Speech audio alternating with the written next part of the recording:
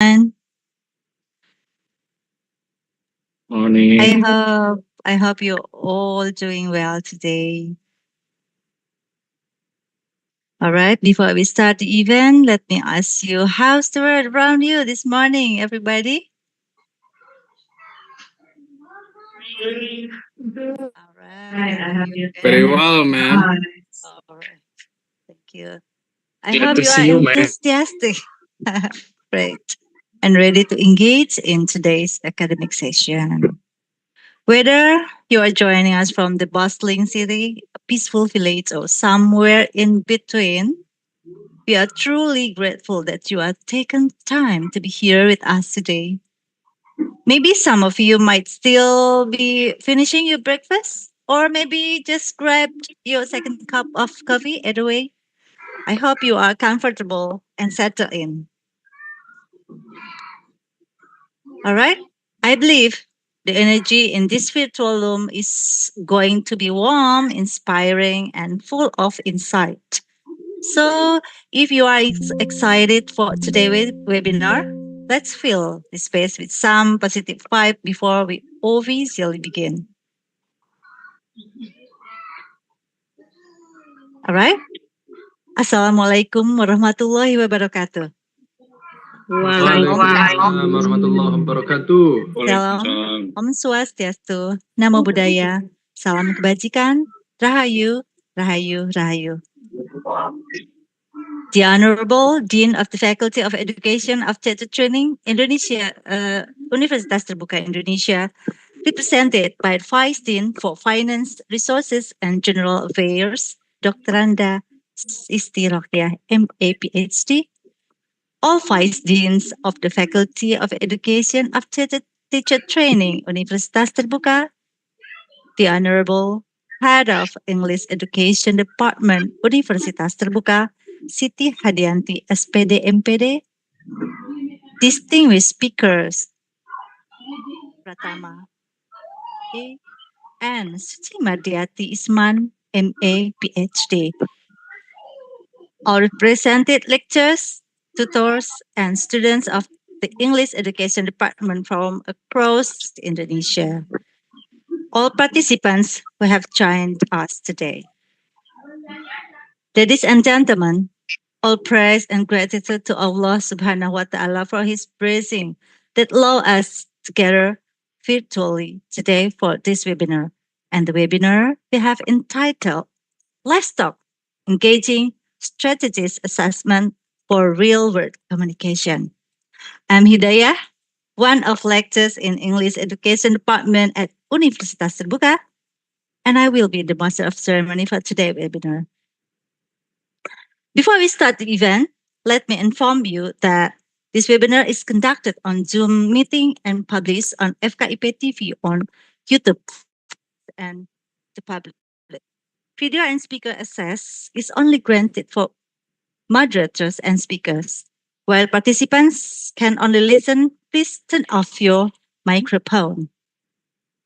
Here is the rundown of academic webinar today. They are singing of the national anthem Indonesia Raya and Universitas Terbuka Hymn. Opening speech by the head of English Education Department, Universitas Terbuka.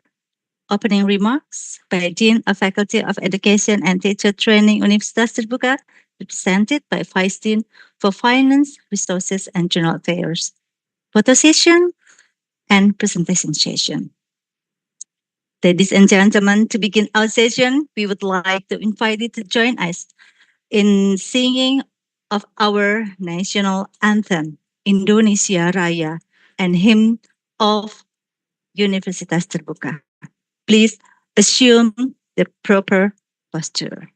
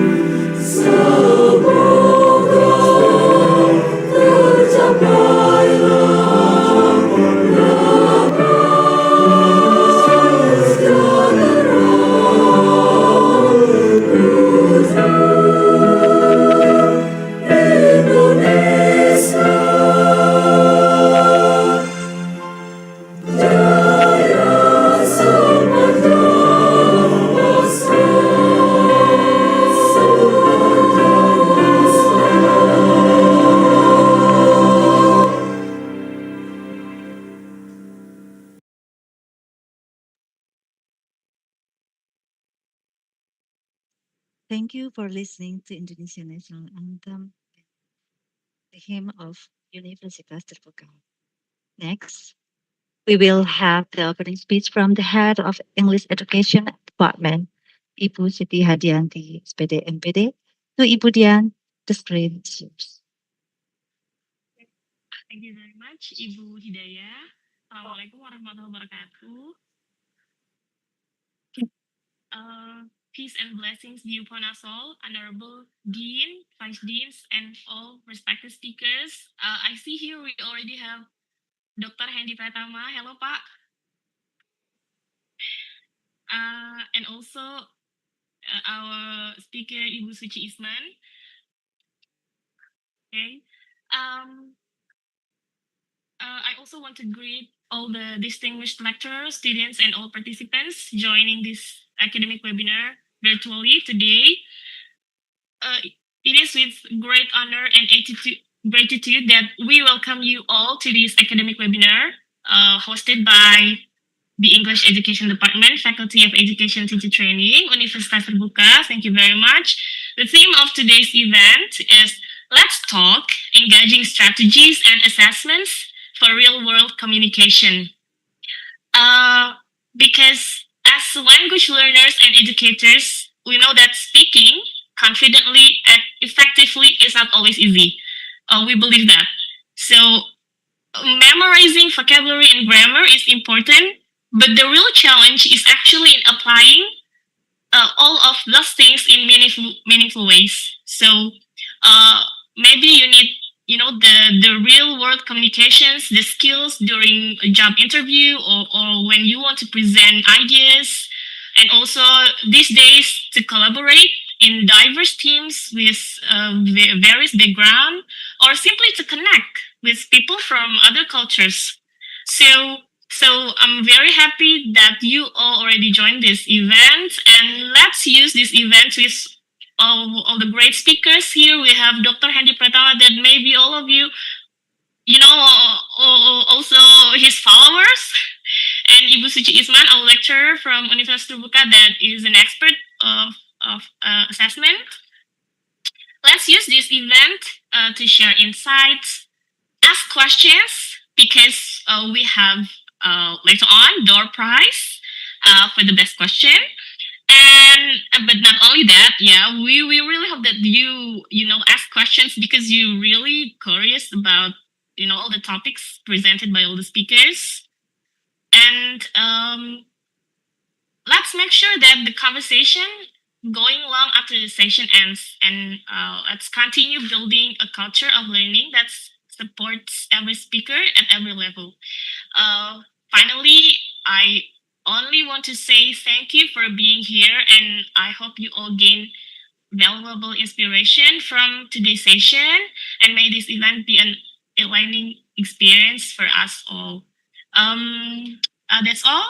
I really hope that you will enjoy this event with all the speakers today. Thank you very much. Wassalamualaikum warahmatullahi wabarakatuh. I'll hand over again this session to Ibu Hidayah. Thank you. Thank you very much, Ibu Siti Hadian, for your opening remarks, for the insightful speech. Next, we will have from the Dean of the Faculty of Education and Teacher Training, presented by Vice Finance, Resources, and General Affairs, Dr. Anda Siti Rohia, MA, PhD. The screen is yours. Okay, thank you, Bu Hidayah. Is it my sound is clear? Clear. Okay, Clear thank enough. you very much. Okay. Bismillahirrahmanirrahim. Assalamualaikum warahmatullahi wabarakatuh.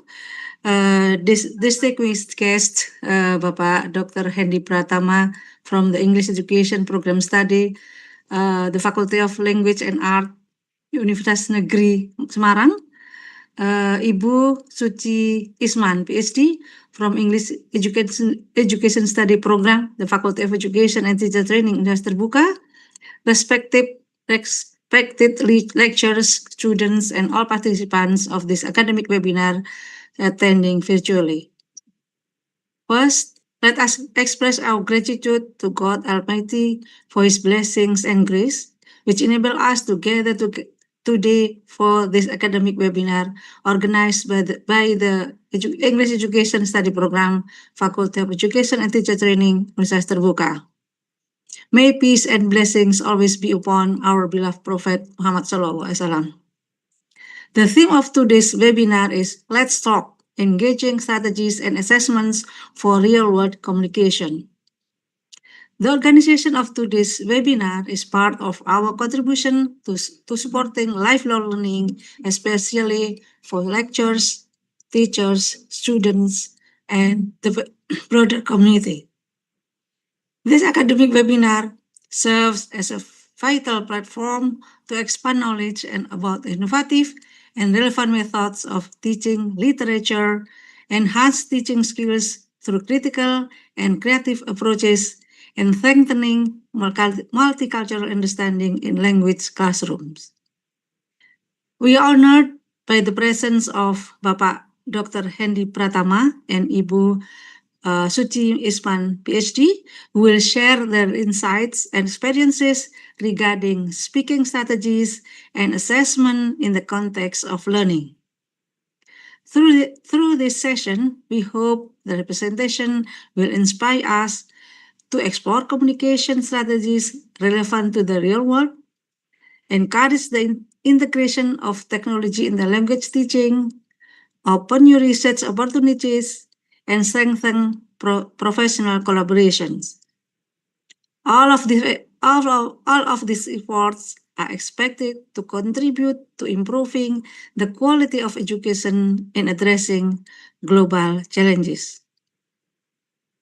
We extend our heartfelt gratitude to all parties who contributed to the success of this event, especially our esteemed speakers, Dr. Hendy Pratama and Ibu Suci Isman, PhD, as well as the organizing committee. May this webinar enrich our knowledge both in theoretical and practical perspectives and serve as inspiration for the development of education in the future. On behalf of the Dean of the Faculty of Education, with Bismillahirrahmanirrahim, I hereby officially declare today's academic webinar open. Thank you. Wassalamualaikum warahmatullahi wabarakatuh. And Assalamualaikum warahmatullahi Waalaikumsalam wabarakatuh. Thank you very much, Ibu Isti, for inspiring speech and opening remarks. All right.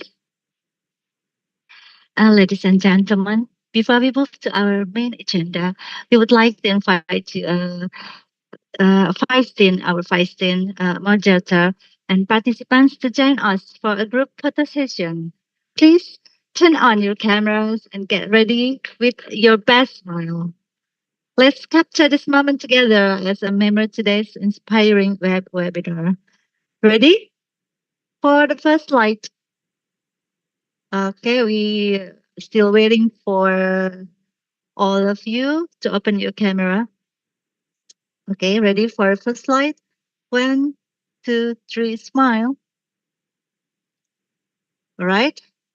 Second slide. 1, 2, 3, smile. All right. Next slide. 1, 2, 3, smile. Keep hold your smile, right? Next slide, please. 1, 2, 3. Okay, maybe we have Ute style here, like this. U in the right hand and T for your left hand. U, T. 1, 2, 3. All right. Thank you very much. Thank you very much. Thank you for your gorgeous smile. But before the presentation session, I would like to invite Ibu Dian to better know our audiences. So Ibu Dian, the screen is yours. Please, Ibu Dian. Okay, thank you very much, Ibu Hidayah. So everyone, We have already here Bapak Hendy Pratama and also Ibu Suci Isman. However, before we start the presentation from all the speakers, we would like to know, the general background of our participant today. So we have already prepared a polling from this Zoom. Yeah. So, okay. I need help from Mas Kiki and Mas Adrian.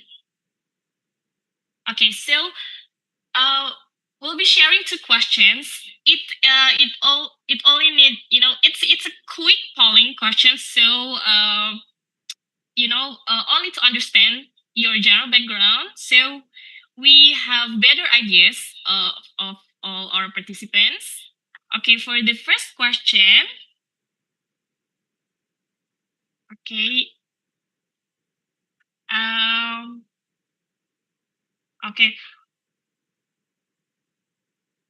Is it okay? It's already appear on your screen. Okay. Please answer the first question. What is your current status? Whether you are university student, lecturer or teacher, or you are professional from another field, general public interested in learning, or if you're not like one of those, status, please check other.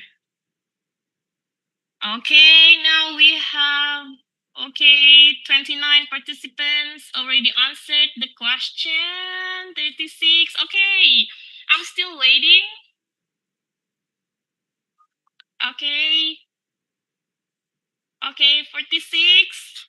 We have now more than around 130 participants. So at least, okay, we will wait for maybe half of the participants. Okay, most of you are students and also lecturer or teachers and also professional.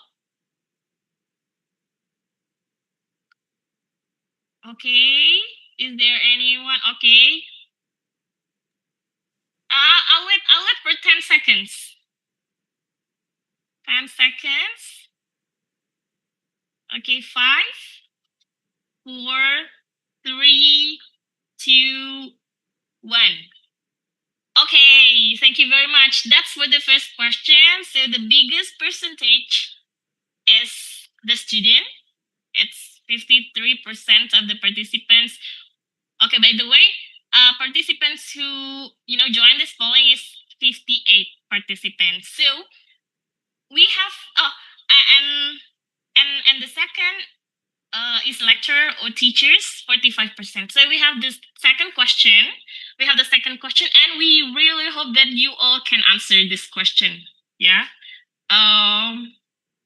That's okay if you didn't answer the first question, but we really hope that you can join the second one. Okay, the second question. Okay, Mas Kiki.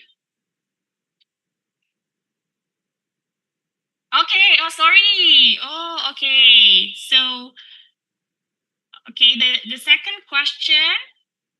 Okay, why do you want to improve your English speaking skills? Okay, and here the biggest percentage is 28%. Okay, to present or teach in English. Oh, okay, great. So the second biggest percentage is to be more confident in conversation. So you are in the right place. And okay, the third biggest percentage is because you're happy to learn and to develop yourself with 21%. Okay, thank you very much. So I really hope this can give be just like a big picture for maybe Pak Hendy and also Bu Suci Isman, to better deliver your ideas about today's topic. So thank you very much for joining us on the polling. And also we have one more question from Mentimeter. Only one question. Okay, so please check your chat box. Okay, the question is very easy. Please write 2 words, only 2 words, that best describe the challenges you face in learning speaking. Okay. So can we share the result of the Mentimeter? Mas Kiki. Okay.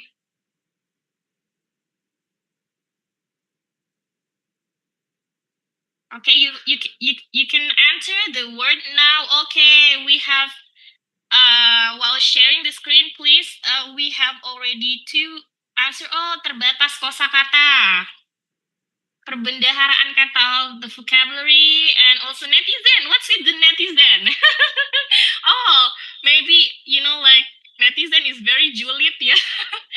So you like I don't want to make mistake because the netizen is very Juliet. Okay, maybe I'll wait for 20 more seconds. Okay.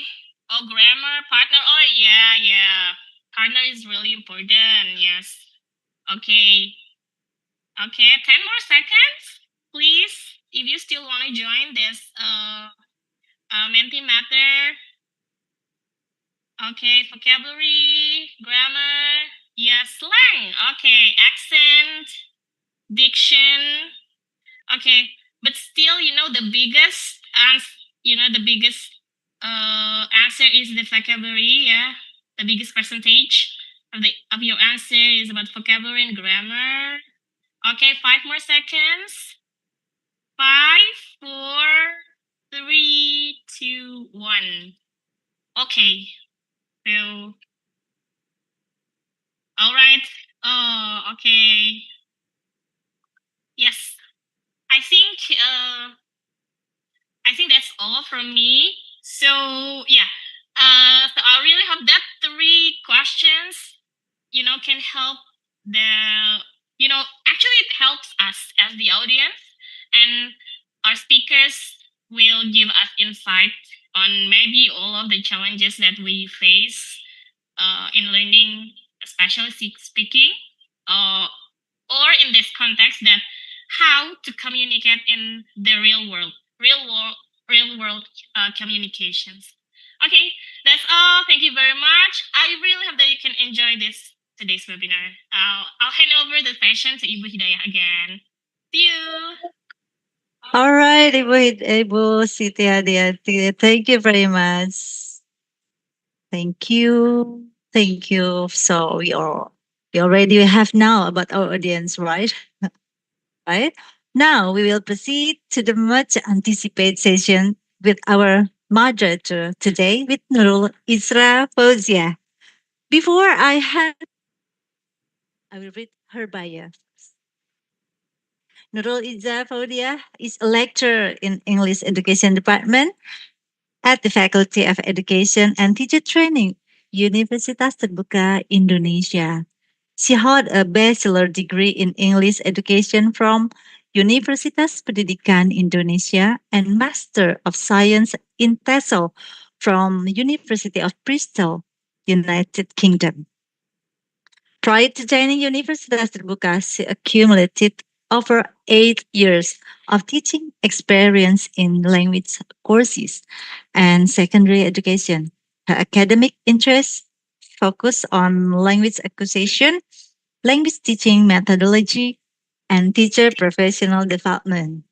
In line with her interests, she was a trainer in 2024 Pengembangan Kemampuan Guru Bahasa Inggris or PKGBI program. All right, this session will be guided by Miss Nurul Isra Fauzia. All right, Nurul Isra Fauzia, the screen time is yours. Okay, thank you very much, Bu Hidayah, for the delightful opening and also introductions. Okay, bismillahirrahmanirrahim. Assalamualaikum warahmatullahi wabarakatuh. Waalaikumsalam warahmatullahi wabarakatuh. Okay, good morning, everyone. It's a pleasure to be here with you all in this academic webinar. The Honorable Dean, Vice Deans, and the Head of English Education Department of the Faculty of Education and Teacher Training Universitas Terbuka, the distinguished speakers and participants. Welcome to our presentation sessions. I think like everyone has been waiting for this, right? And I'm Nurul Isra Fauziah, your moderator. Let us begin this insightful journey together. But first, I would like to give you an overview of our presentation sessions. So there will be two speakers. So we have Dr. Hendy Pratama, followed by Dr. Suci Isman, and each speakers will do presentations in 30 minutes. After the speakers, there will be Q&A sessions. If you have questions during the presentations, please hold the questions or type it in the Q&A sections by mentioning your name, institution, questions, and the speakers you address the questions to. And we also have souvenirs for the best questions. Miss Nuno here can show you the souvenirs. We have the souvenirs. Okay. Are here if you haven't seen Miss Nuno screen. So here we have the souvenirs for the best speakers. So everyone, please pay attention to the presentation, note down the key takeaways, and prepare your best questions. So I would like to invite and also introduce our first speaker. I think Dr. Hendy is already here with us, right? Hello, Dr. Hendy. Hello, Miss. Okay, so please let me introduce you first. So here I'd like to start with the quote, education is not just about information, it's about transformation. And Dr. Hendy Pratama is leading that change. Dr. Hendy Pratama is an educational transformation coach, trainer, and founder of edutrans.id. With over 14 years of experience at Universitas Negeri Semarang, he has served in leadership roles, including vice rector. He holds degrees in English education, applied linguistics, and PhD in linguistics. Dr. Hendy is also a certified trainer in digital marketing, personal branding, and public speaking. He has delivered hundreds of seminars for institutions across Indonesia and published research in top Scopus Index journal. Beyond academia, he is also a well-known influencer. I think we also have some of his followers here, right? And he has over 600,000 followers. So if you'd like to connect further, follow him on Instagram at Hendy Pratama. And in this occasion, Dr. Hendy Pratama will be sharing his insight on a topic entitled Empowering Real-World Communication, Instructional Strategies for Teaching English Speaking Proficiency. So let us welcome with warm applause and reactions, Dr. Hendy Pratama. Please, Dr. Hendy, the screen is yours. Okay, thank you very much. Let me prepare my PowerPoint before I start. Okay, I think I'll have it ready here.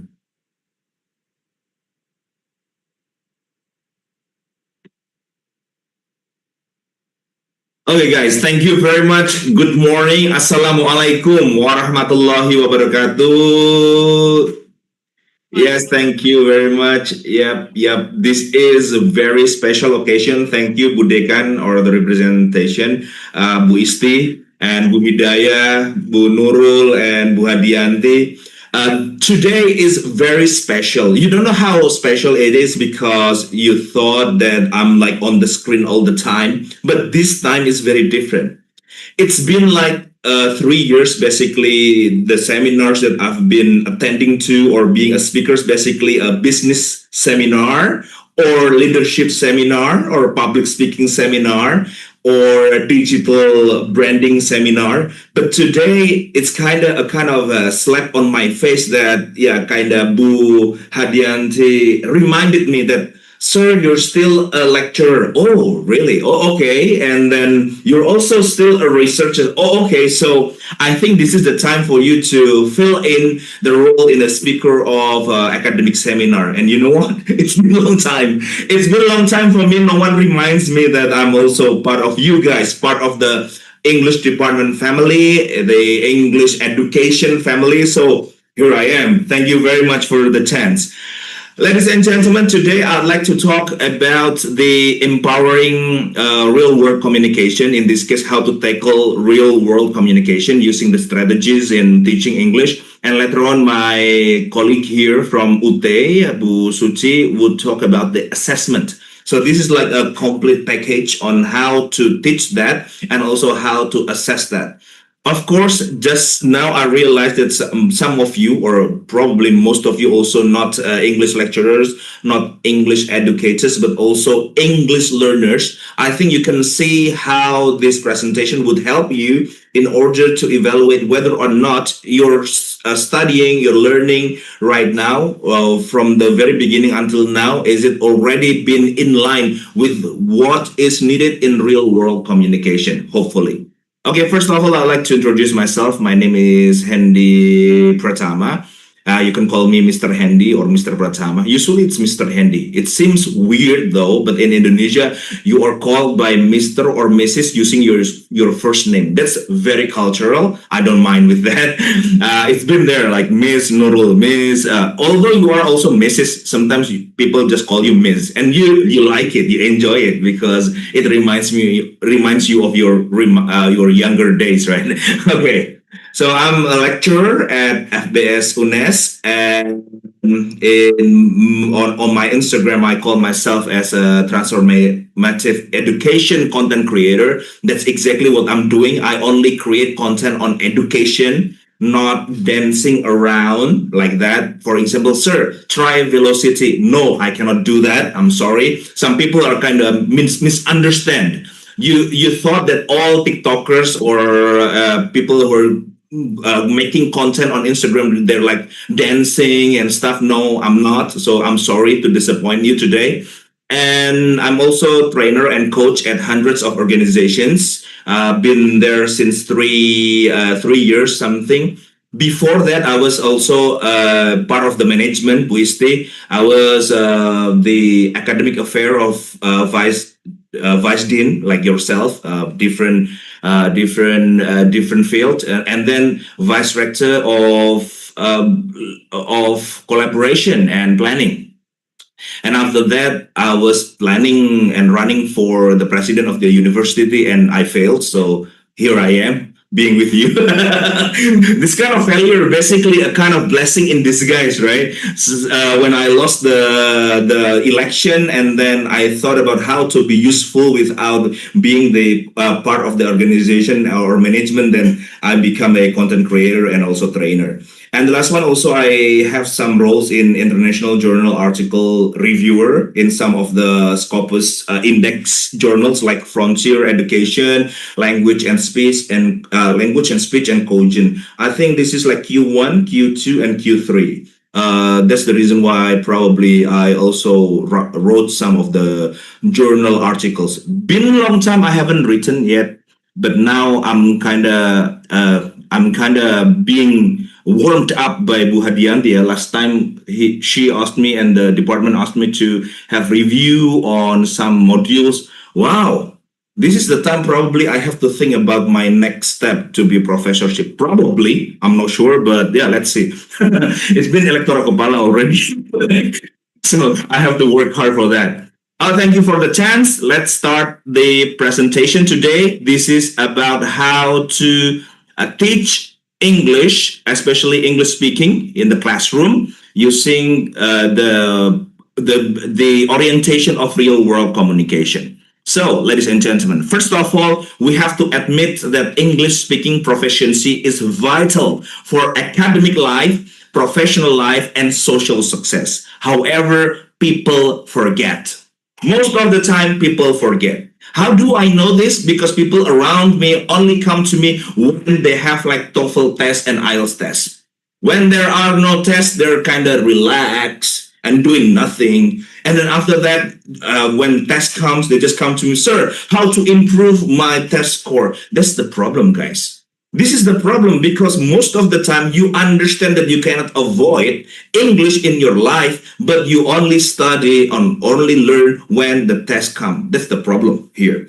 So we have to remind people over and over that English would be needed in each stage of your life. For example, you're registering for university, you will be tested. You're out of the university. When you want to graduate, you will be tested again. You go to master's degree, you'll be tested again. You go to probably for scholarship or something, you're also being tested also. So the thing is that we need to keep reminding ourselves and people that English speaking proficiency, no matter what, will help you in your life. So if you try not to focus on this, English speaking, especially for our students also, we will remind them over and over that English speaking proficiency is basically has a strong relation with the academic, professional, and social success. Now, the problem is that we cannot deny that the FL learners, English for foreign learners right now, basically still either the students or the educators, we are still using these grammar-focused teaching methods. I believe probably it's different at some universities. I believe that Universitas Terbuka or UNES, for example, or some schools, they already use this more communication-based methods. But if you go to the field, for example, if you go to some remote areas, I think because those are places where even the ones who's teaching English are not English teachers or English lecturers, they're still using grammar-focused teaching method. You know the reason why people are still using grammar-focused teaching methods? Because it's the easiest. Because you can have read the books and then try to present it as part of presentation, and people just are studying the grammar, and that's all.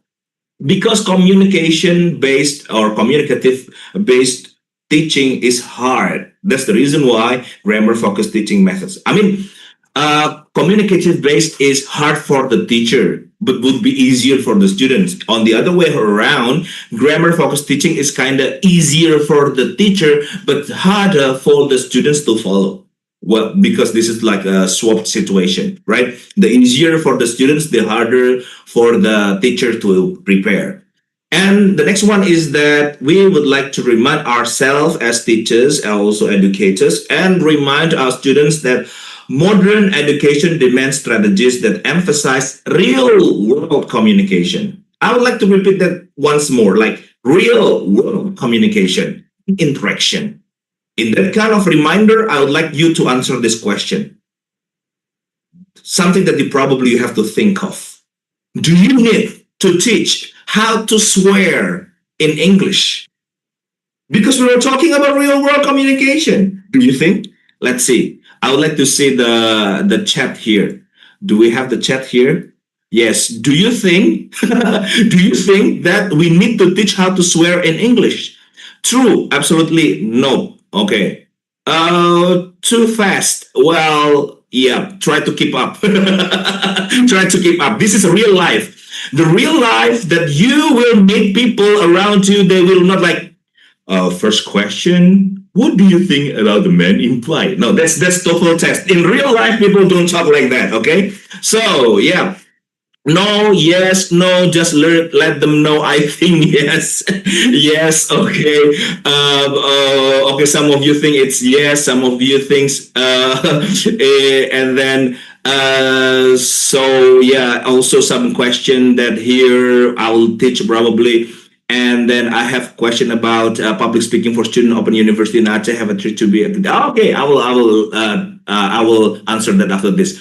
But yes, this is a provocative thought that I'd like to share with you, because if teaching in the classroom like reflects real life, it means that people are swearing in real life. I couldn't really believe when I stayed in Australia or visited some English-speaking country. And have friends there, I couldn't imagine how much that they are swearing in their life. Apparently also you are swearing a lot in Bahasa Indonesia or Sundanese or Japanese also when you are with your friends, not in the public place. So this question is not about whether or not teachers should swear in the classroom. No. What I'm trying to say is that you're just sharing the good stuff about language, but in reality, they're also swearing.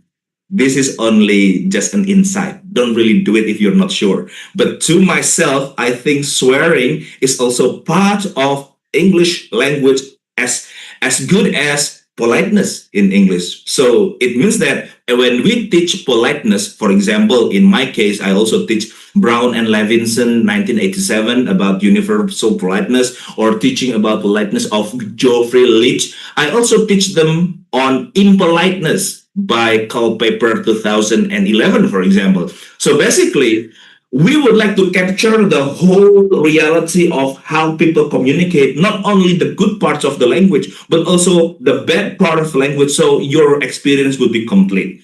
That's only a little bit thought that why we are teaching so much of textbook, but sometimes we do not reflect how language is used in real life. Next. Okay. So this is the shift that probably we have to do, the paradigm shift from theory to practice. Now, if we start with the teacher-centered instruction, of course, everybody will now understand that we have to move to student-centered and interactive approach. If you're previously, we focus on grammatical accuracy, which like hundreds of questions of grammatical accuracy. Now we have to focus on communicative fluency. Whether you realize it or not, the modern tests that we have now on IELTS or TOEFL, IBT, there are no more grammatical questions. Grammatical questions are embedded into speaking, writing, and also reading, and also part of the more communicative questions. If you realize that shift, basically we're no longer asking about grammatical accuracy. But sir, we still have grammatical questions on TOEFL test that we have on paper. Well, the paper test of TOEFL is basically the old style of TOEFL. Yeah, it's no longer used in Australia, in America. We just use it here because it's cheaper, and also because the maker of TOEFL test, they don't really kill it because it makes lots of money. But that's too old actually for a kind of test. The test nowadays basically based on communication and academic approach. Next is that repetition and memorized dialogues used to be like that all the time. Now we have to move to task-based and authentic scenarios. And then mostly previously we have limited opportunities for real interaction. And now we would like to maximize meaningful engagement. And previously we didn't really care on the high anxiety and low confidence. Now I would like you to build confidence and learners' autonomy.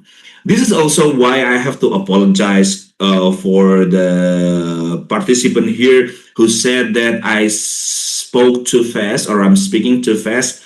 Just try to focus now in 5 minutes, and later on it's no longer fast. Believe me, you try to immerse in the situation right now. Once you get the hang of it, it would be a little bit understandable. Don't worry. So relax. There is no target for you. And also we have this AI companion now. It means that at the end of the meeting, we would like to have the summary, most probably, right? Right.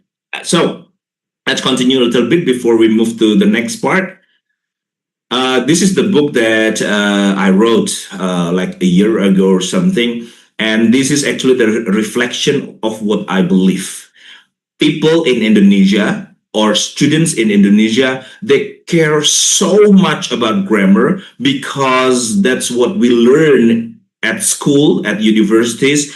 And then after that, we are like overburdened and overthinking about this grammar thing. When we want to start to speak, we think about the past tense, the past perfect tense. We think about many things, and then we kind of cancel our speaking. That's the problem here. What I'm trying to say is that in the classroom, yes, you can learn grammar, and also because we are educating some of English educators, I know that English grammar is very important for you and for me too. I'm a linguist, of course. I'm learning this, and also I'm trying to analyze this. But when you're speaking, when you meet real people, you speak one-on-one, try to forget grammar and speak whatever on the tip of your tongue, on the tip of your mouth, and try to focus more on the fluency of your conversation. And that's exactly the reflection of what I'm trying to say here. Focus more on communication and try to use grammar as part of the supporting factors of your communication, not as the main agenda of your English learning. Okay, so let's move. Here is, I would like to refresh our memory about communicative language teaching, or CLT. So what's CLT? CLT is supposed to be used in all English classroom or foreign classroom. Whatever the name is, it could be many things. It could be like communicative based, communication based, whatsoever. But basically, it is the reflection of CLT. So CLT emphasize practical language use in real life context, right? So we try to combine grammatical competence, social linguistic competence, discourse competence, and strategic competence. Probably like lots of theories here, but what I'm trying to say here is that you focus on the function of the language. For example, you already studied or learned the grammatical rules or some of the English formula whatsoever, but the question is that can you bargain? For example, you go to the market in Australia, for probably a little bit of haggling is needed there in the market, not supermarket, right? Haggling, you haggle a little bit or try to bargain something, you negotiate. Can you do that already? Or for example, you have this boyfriend or girlfriend from Canada. Can you like show your feeling, and also can you like make a kind of interaction with your boyfriend in English, for example? So basically, that's not only grammatical like rules that are like strict rules, but it's also the social linguistics, also discourse, and the strategic competence. What is strategic competence here? Strategic competence here means that if you have like a communication breakdown, you still know how to, let's say, go around. For example, you forget a word, and then you can try to use other terms, or you try to rephrase, for example. So strategic competence is very important, that sometimes when you have a breakdown in communication, you have a way how to continue your conversation, something like that. Now, the effective activities that we propose here in your classroom supposed to be discussions, interviews, presentation, authentic role plays. So here I'd like to give you the example. So this is the example. Sometimes I gave a task for my students to prepare a stand-up comedy routine. You know, for example, using roasting, riffing, and all the techniques on the stand-up comedy. Me myself, because I also like it. I also sometimes do stand-up comedy in English with my friends too, and sometimes I pursue it professionally. Sometimes not many people know it, but I have this hobby of open mic or stand-up comedy, and kind of do it regularly on my city's comedy club every week. That's also the reason why sometimes I give the experience or give the assignment for the students to prepare their own routines. And they say, "Sir, but I'm not funny." And I told them, you know what? I'm not funny either.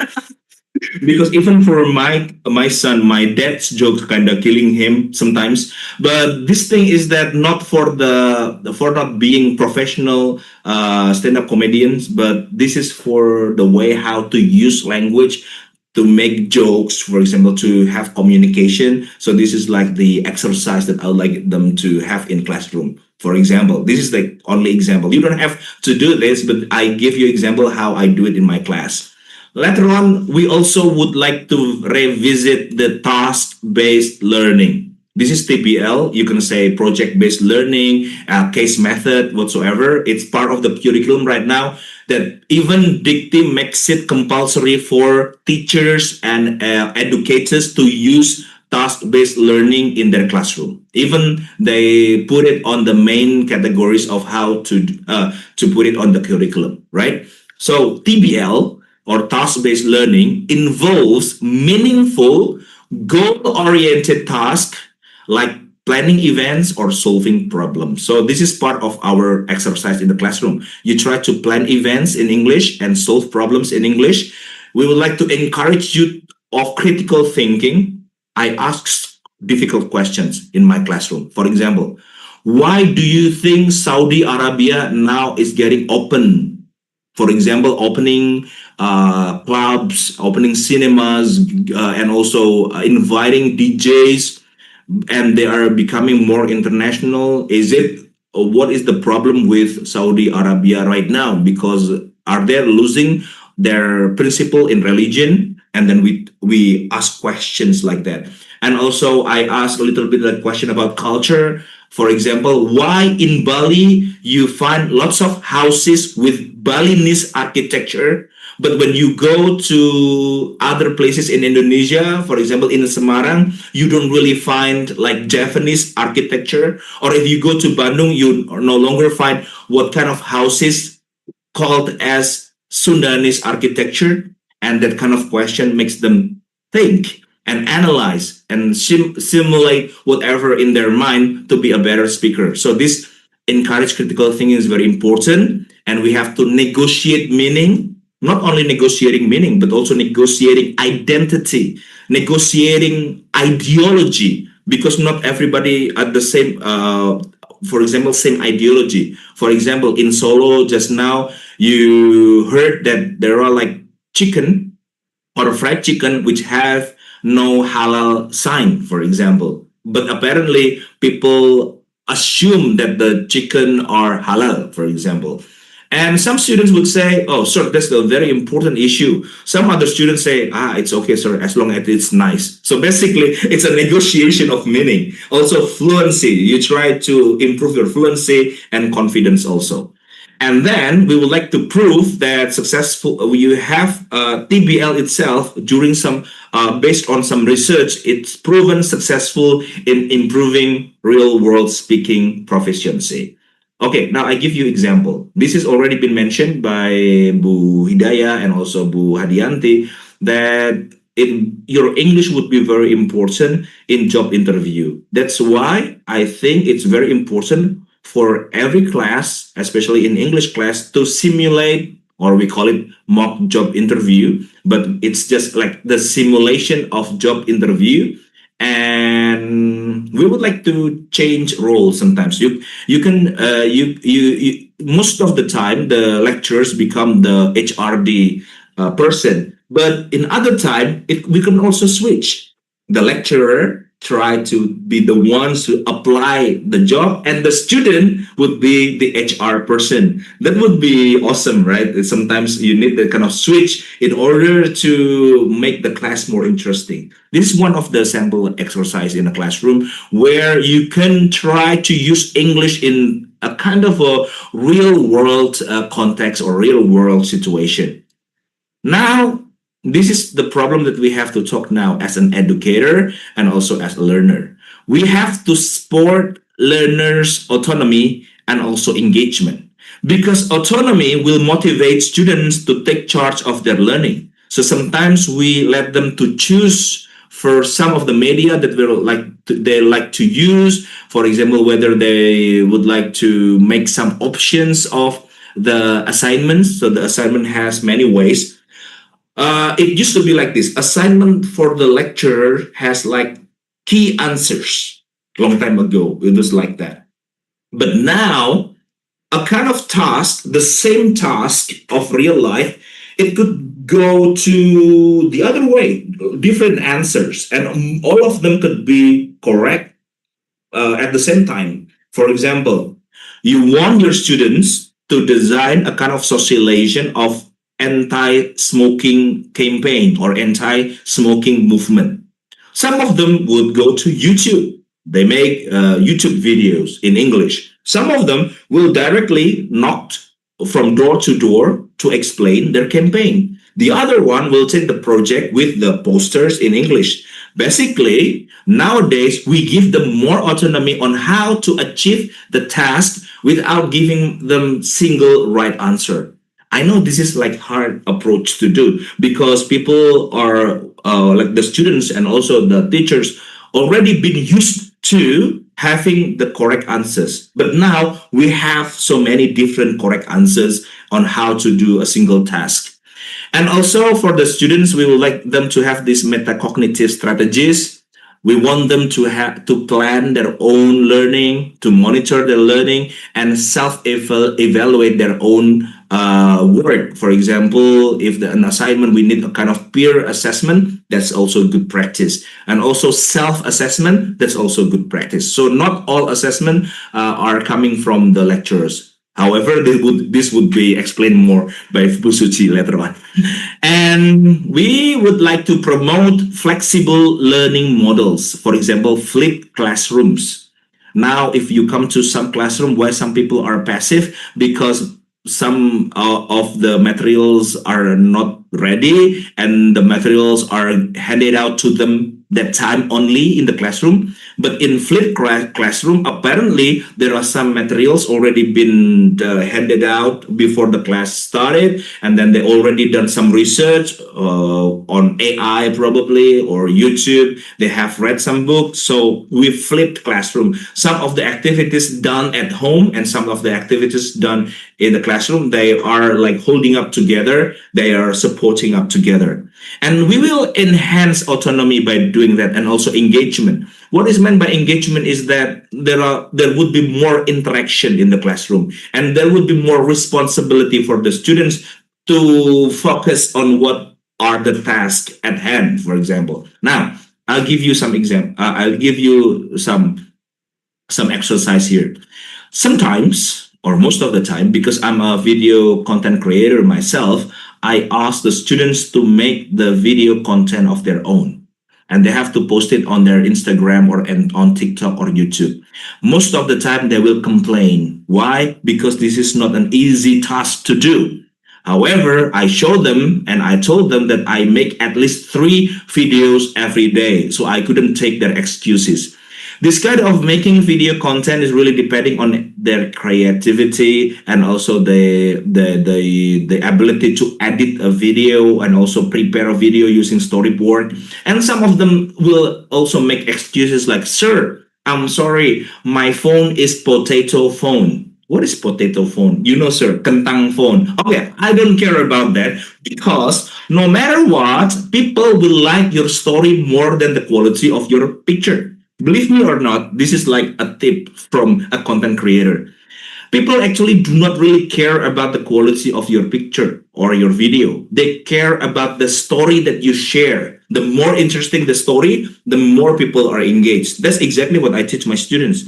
I want them to be more creative on making video content, and then the format of the content would be really depending on them. Really, I don't mind with different kind of sketches, humorous, monologue, educational, doesn't matter. But it gives them what's so-called the autonomy of doing the motivating the students and take charge of their learning. Okay, and then on the practical classroom implementation, we would like to use the speaking activities such as simulations, role plays, and communication games. Probably you have some. And then we would like to have this speaking cycle like this. First, you have to introduce the skill, clearly present the target of speaking skill or function. For example, today, is it public speaking? Is it bargaining? Is it politeness? Is it about how to complain, how to give compliment? And then you try to model it demonstrate the skill through example and teacher's talk. And after that, you provide practice, engage the students with the structured and communicative task. And later on, do not forget, after finishing the exercise, give feedback.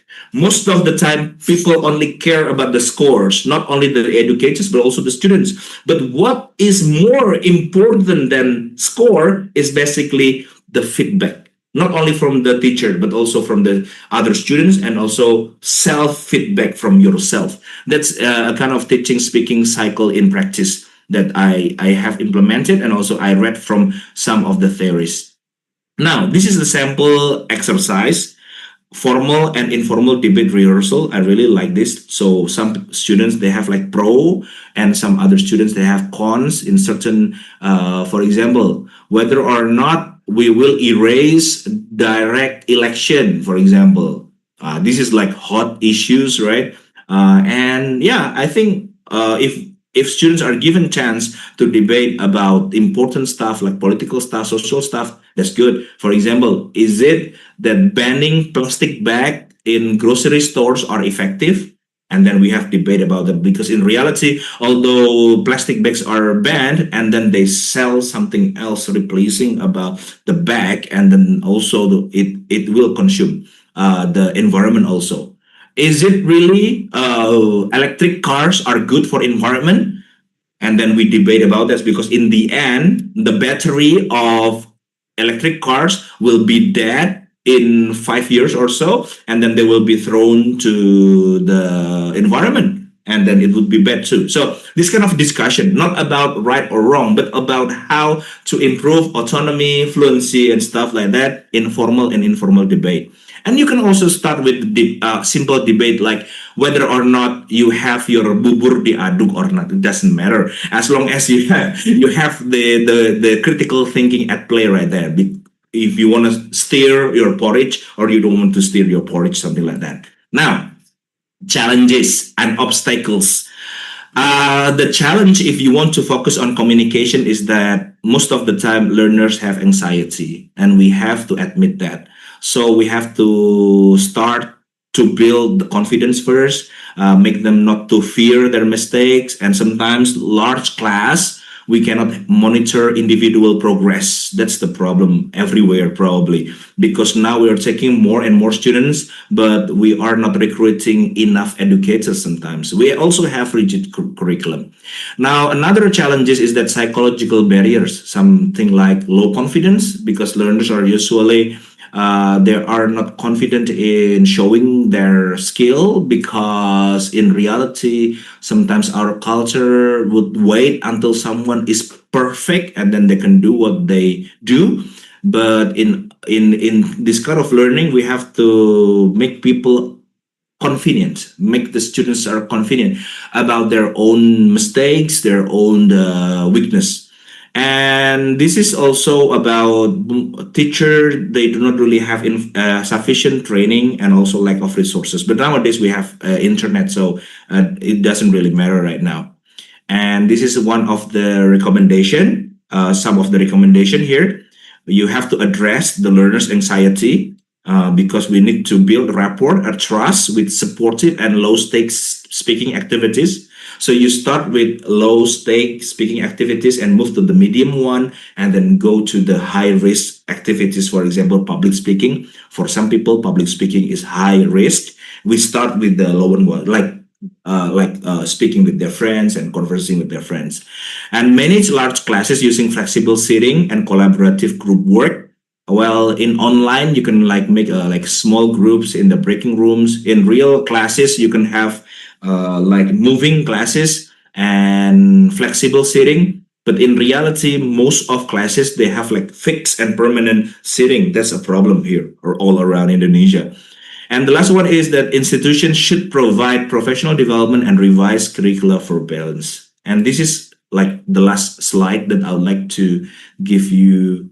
Like, this is a kind of insight that I don't know whether you like this data or not. So apparently there's a research from EF, English First, that it so-called the EF score. And apparently the countries which have very high proficiency in English, they also have high income. And if you have low English proficiency, we also have like medium or low income. The only exception is probably Japan and South Korea, but other countries, mostly their money or their income has like high and positive correlation with English. I don't know why the reason in Indonesia that English is kind of being feared. And then also I heard like 2 weeks ago or something, House of Representative member are really angry about, because the rector of UPI, I think, mentioned the inauguration in English. But apparently, this is the reality that you have to understand. The better your English, the better your income. And we cannot deny that. this is like a part of the data. Thank you very much. I'll give it back to the moderator to continue to the next part. And I'm looking forward to question and answer.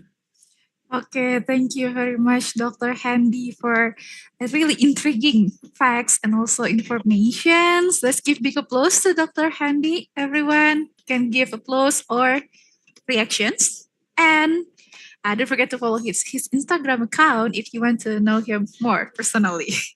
And now it's my pleasure to introduce our next speaker. But before that, I saw there are some questions in the chat.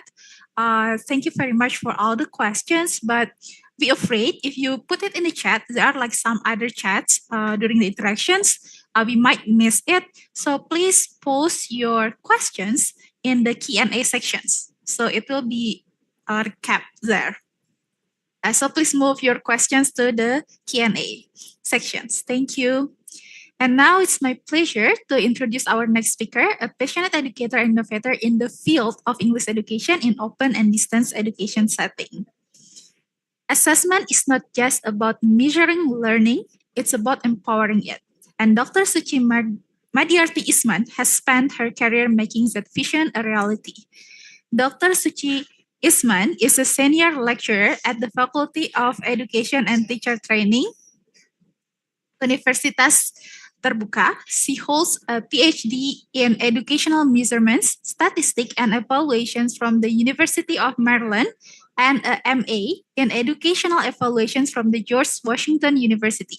Since joining UT in 1986, she had held various academic and leadership roles. Her expertise include online learning, educational and language assessment, and she continues to contribute actively through teaching, training, and program development within the English Education Department and Universitas Terbuka.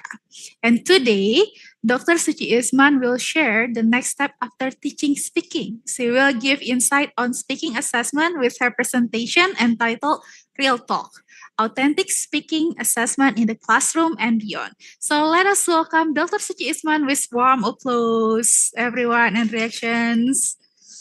Okay, Dr. Suci, you're here? Yes, yes. Hi, Okay, the hello. screen is yours. Yes, can all of you hear my voice clearly? Yes, Miss. Yes. Okay, great. Well, thank you. We call Miss Nurul by her nickname Ezzy. So thank you, Ezzy, for the nice introduction. And also thank you, Dr. Handy, for sharing your expertise in teaching strategies for speaking proficiency. And I hope I can match your energy, and your knowledge in the assessment of speaking proficiency. So let me share my presentation. Okay.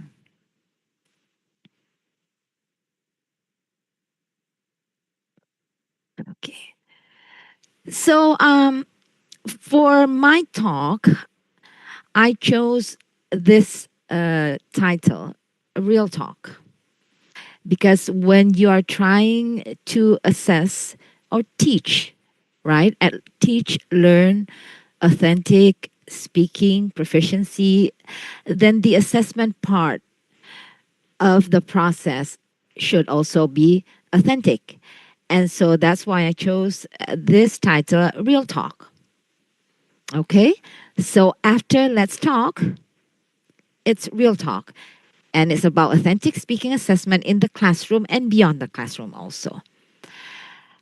And so before I dive into my presentation, I would like you to read this scenario.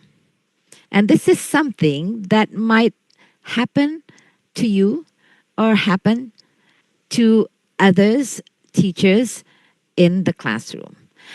So imagine there's a teacher named Ibu Rina.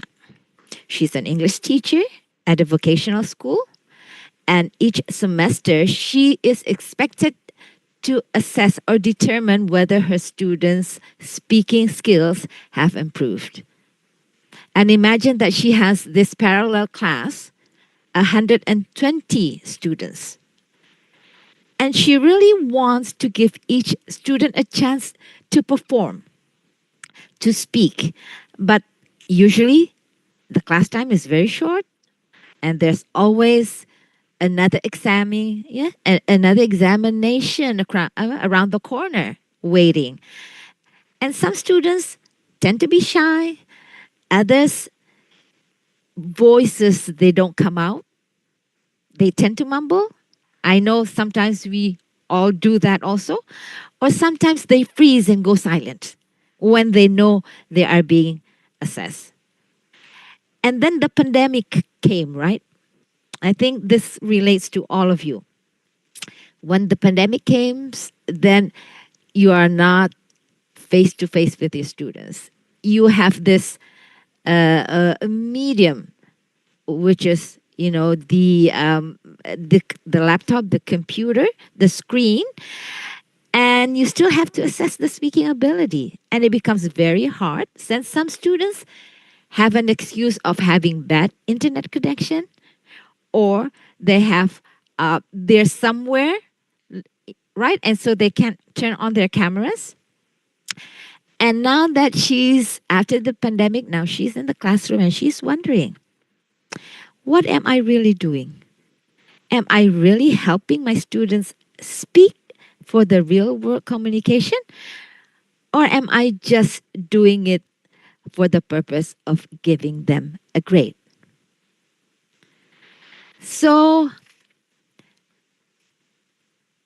how I would like you to ask all of you, the audience here, write in the chat, how do you usually assess your students? Or for students, how do your teachers usually assess you to determine whether you have sufficient speaking proficiency? You can type whether it's like by using checklists or like multiple choice questions, presentations. What kind of strategies?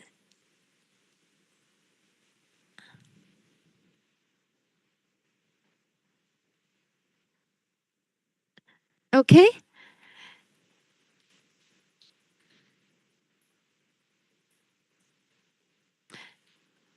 Let me see. Okay. No, okay.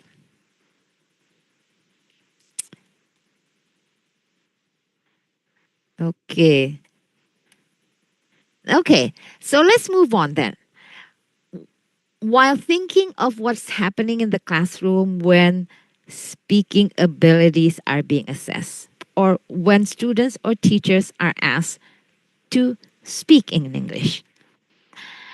And why does this really matter?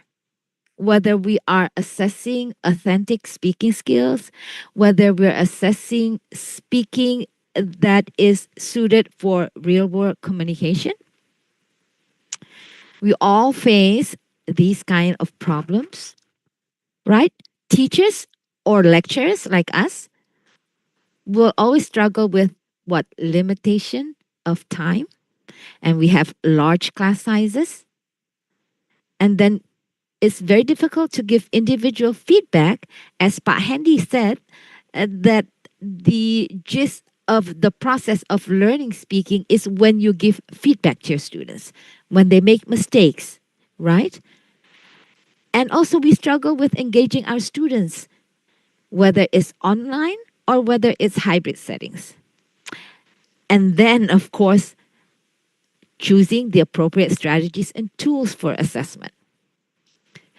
Now, that's why I think that this morning it is important for us to discuss what are our options in assessing authentic speaking proficiency. And you can see that there are two modalities in learning, especially at Universitas Terbuka. When we're talking about teaching speaking, which is a proficiency, which is a learning skill, which needs to be practiced and observe.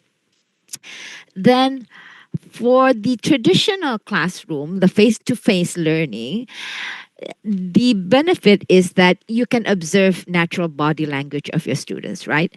It's not just this headshot that you can see, but the entire body of your students, whether they're leaning back, whether they're fidgeting, whether they're nervous, those are body language that you observe, and then you can provide feedback. And then you can work in groups with your students and you can give real-time feedback.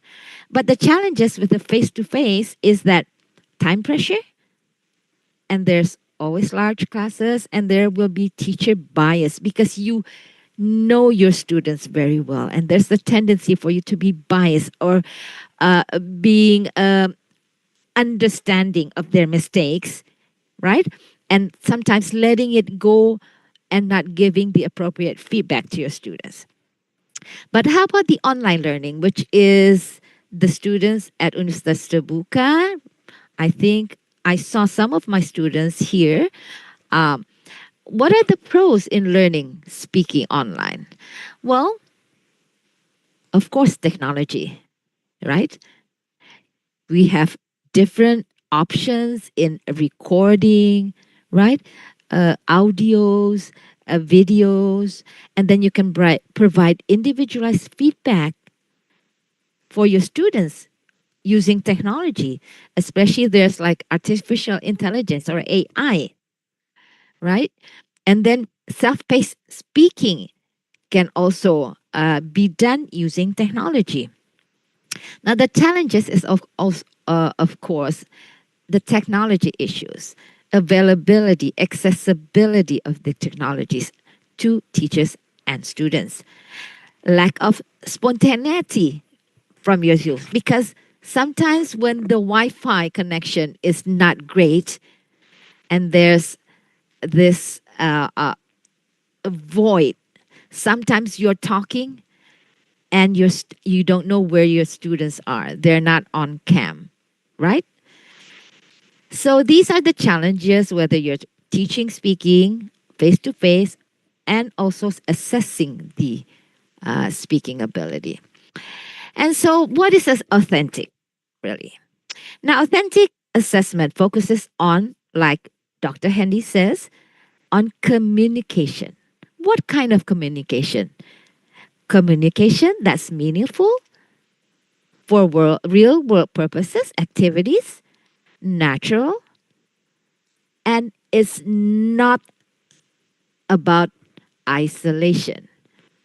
Like if you're grammar focused, then what you're doing is you're isolating the communication into the parts, vocabulary, structure, right?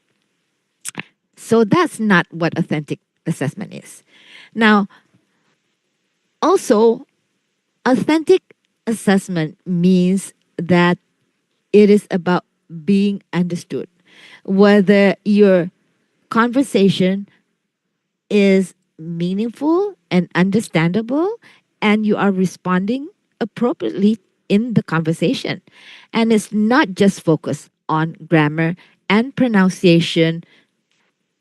Of course, also not for the purpose of being native-like. Now, what are the core principles of authentic speaking assessment? There are three. Of course, the first one is validity, as all of assessment. They should have this principle that is valid, right? Does the test really reflect what communication in the real world is? And then the second principle is interactivity. Does it allow spontaneous use of the language, right? And then relevance. Is it meaningful for the learner's context, for your student's context? And I put here a quote. It's paraphrased because it's a bit long, but the point was that if we want to prepare our learners to use language in the real world, we must assess them in ways that reflect that world. So if they are studying English because they want to be a tour guide, And then the strategy for teaching and the context and also the assessment should reflect that world. Hospitality, tourists, right? Okay. And so with that in mind, um, let's go next that there is theories in language learning taxonomies. And this is also something that teachers, when we are developing our assessment strategies, we need to really understand where we're coming from. Now, let's ground this in theory. The first one is Bloom's taxonomy, and it helps us design our task. Now, for those who have learned about Bloom's taxonomy, so this is the cognitive aspect of how students are learning the language. It's remembering to creating. An example, if you're developing a task or writing a task, for example, like Dr. Hendy was saying, creating a podcast, right, or a content, or leading a discussion. Now, you can use whether you want them to create or whether you want them just to um, like make some conversations or dialogues, right, and not actually conversing or creating the podcast. And you can also use the theory that's the language learning strategy. Dr. Hendy has also mentioned this about cognitive, metacognitive, social, affective aspect. What is an example of a task?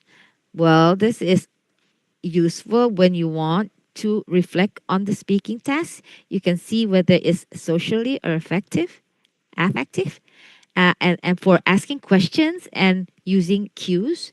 And also, of course, if it's like English proficiency test, we also need to consider the CEFR communicative activities, especially for speaking. Speaking should always looked at for the spoken production and the spoken interaction. So both of that. So example, whether you're asking the students to present ideas or for the interaction part, negotiate, right? Or the job interview. The example that Dr. Hendy has given.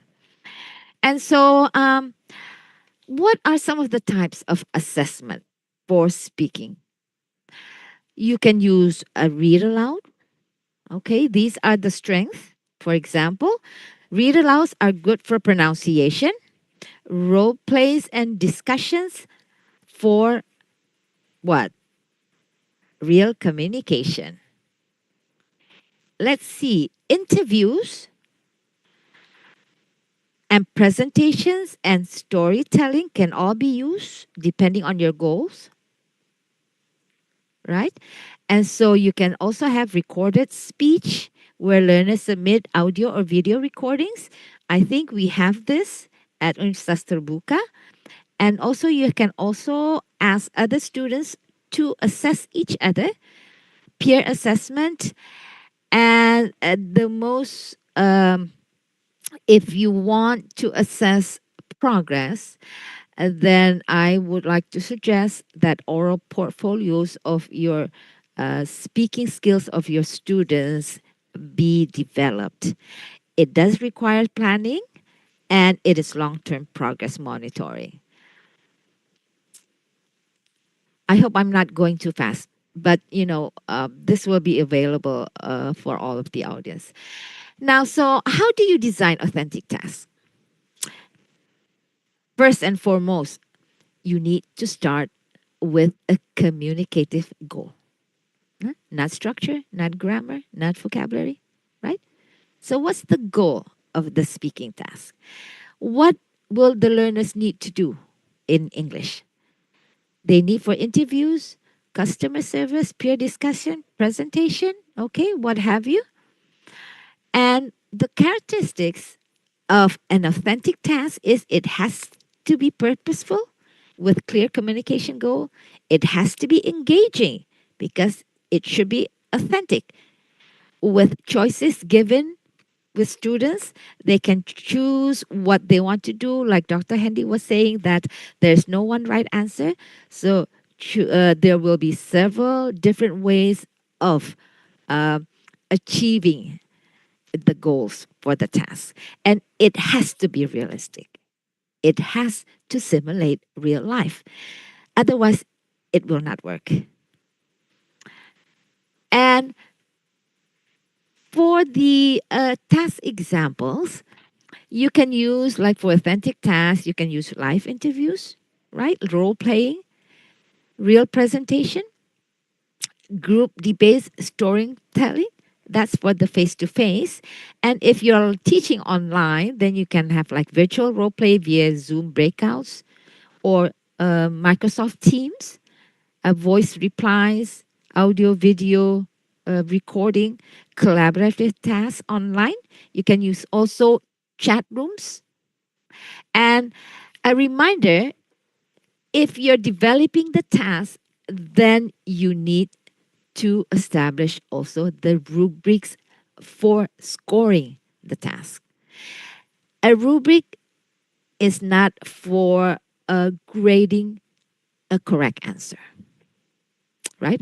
A rubric is determining whether the skills and abilities of the students in their speaking tasks has met certain criteria of a communicative speaking ability. It should focus on meaning, not just accuracy. It should allow peer self assessment with clear criteria. It should include fluency, interaction, appropriateness, and repair strategies. And so, a little bit about e-portfolio. Why do I need to emphasize on this? Of course, not just because we are teaching speaking at Universitas Terbuka online, but also portfolio, especially e-portfolios, are exceptional for tracking growth, right? And because of that, what is e-portfolio? It is a collection of student speaking tasks over time. Can we really do that? Yeah, because the benefit is it can show progress over time for each student. It encourages students to reflect on their speaking task and practice. It gives autonomy to students to decide which speaking portfolio they want to showcase. It supports real world communication because you don't just communicate orally, but you can also communicate, right? When you write and develop and use technology, making the e-portfolios. It enables formative and holistic assessment. It builds students' digital and communication skills, which is necessary for the learning in the 21st century. And also, of course, for us teachers and the institutions, if each students have an e-portfolio, it will be very useful to determine the progress of our students' learning. And so, how do we do it? There are several technologies and applications, for example, Google Sites, that can be used to organize speaking tasks and reflections, or you can use Padlet, collecting voice notes, links, videos, and showcasing it. And there's Wakelet, a curation audio video post similar to Padlet, right? And the Flipgrid, and then the LMS portfolios. At Universitas Terbuka, we use Moodle as our LMS, and there are great potential for use in developing an e-portfolio for our speaking classes. And so, for the authentic speaking assessment, can we use technology to support it? Indeed. And it is a must. Because what? It gives teachers flexibility. You can give a real time or delayed task, right?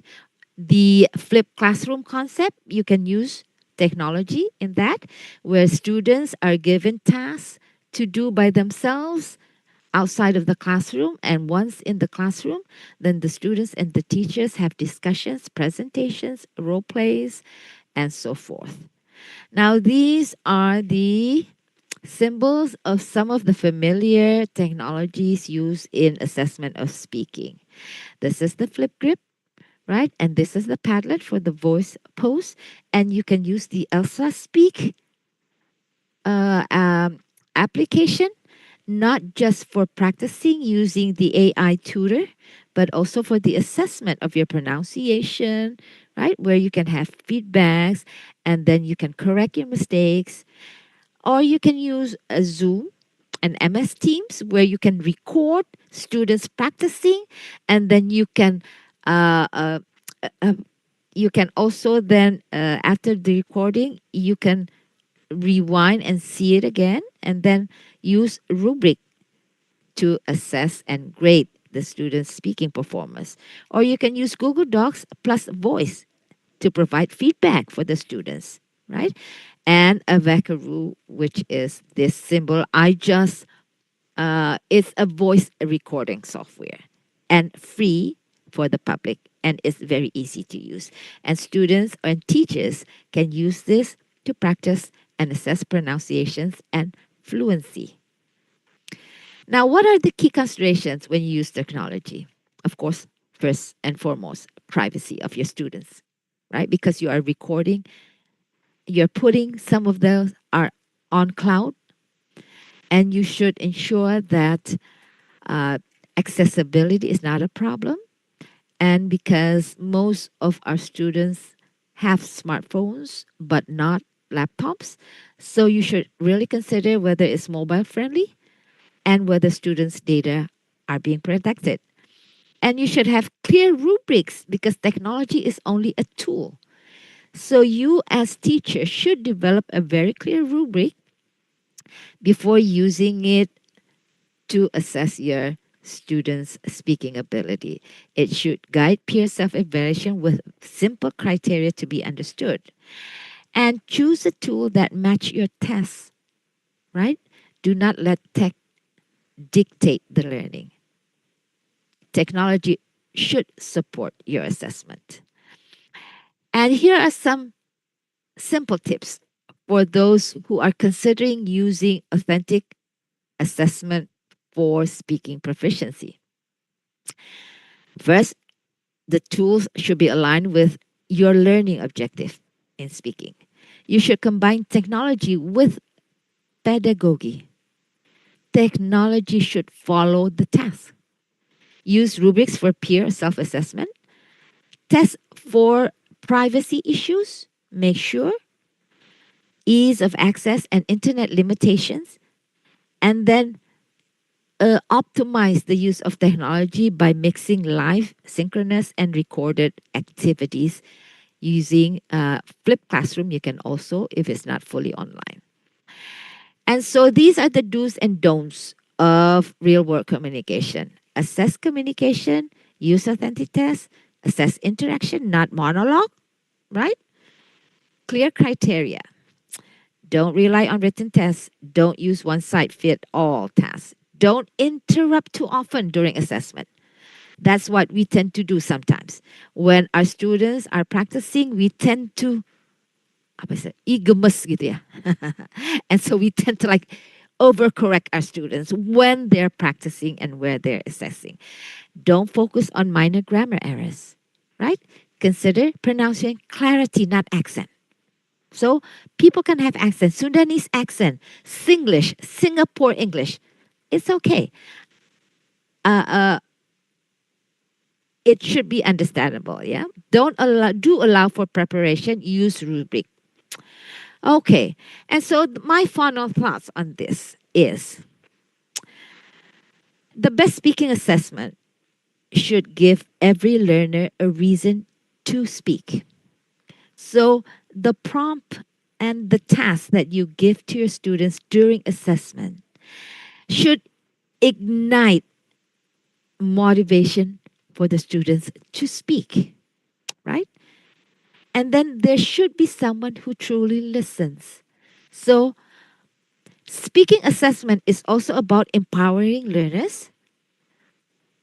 Thus, it should be real, meaningful, and doable, right? You can design this complicated, sophisticated ways of assessing authentic real world communication skills. But if it's not doable, you can't implement it. That is not something that you want to pursue. And so let technology support and not substitute authentic communication. So it's only for support. And my final quote is, the art of communication is actually the language of leadership. So if you observe, people, if Dr. Hendy was saying that English, when you speak English fluently, then your income in the future might potentially increase, right? Because you're becoming this global citizen. And English is still the dominant language of communication globally. And so from my perspective is that I'm saying that if you want to be a leader in your area, in your field, in your research, being global citizen, then you must master the art of communication, which is speaking. And so let's talk. I end my conversation, I end my talk here, and I would like to return hear what the audience want to talk about. And with that, I end my presentation and I hand it over to the moderator, Ibu Nurul. Thank you all. Okay, thank you very much, Bu Suci, Dr. Suci, for the thought-provoking presentations. Yeah, let's give big applause and also reactions to our speakers. Okay, everyone, ladies and gentlemen, I think like we already have like some questions in the chat, and some of the questions have been answered as well. And I think like everyone are eager for the Q&A sessions, right? And now it's time for the Q&A sessions. So we will have 2 termines and we will take 3 questions for each termine. And for the first termine, we would like to invite those who would like to interact directly with our speakers. So you can use the feature raise hand and we will invite you to ask the questions. And remember, we still have the souvenirs for the best questions. Okay, so all right, we already have someone who asked questions. Peter here. So Peter, please mention your name, your institutions, and your questions. And for for the speaker, you address the questions to. Yes, Peter, you can unmute and also open your camera, please. Okay.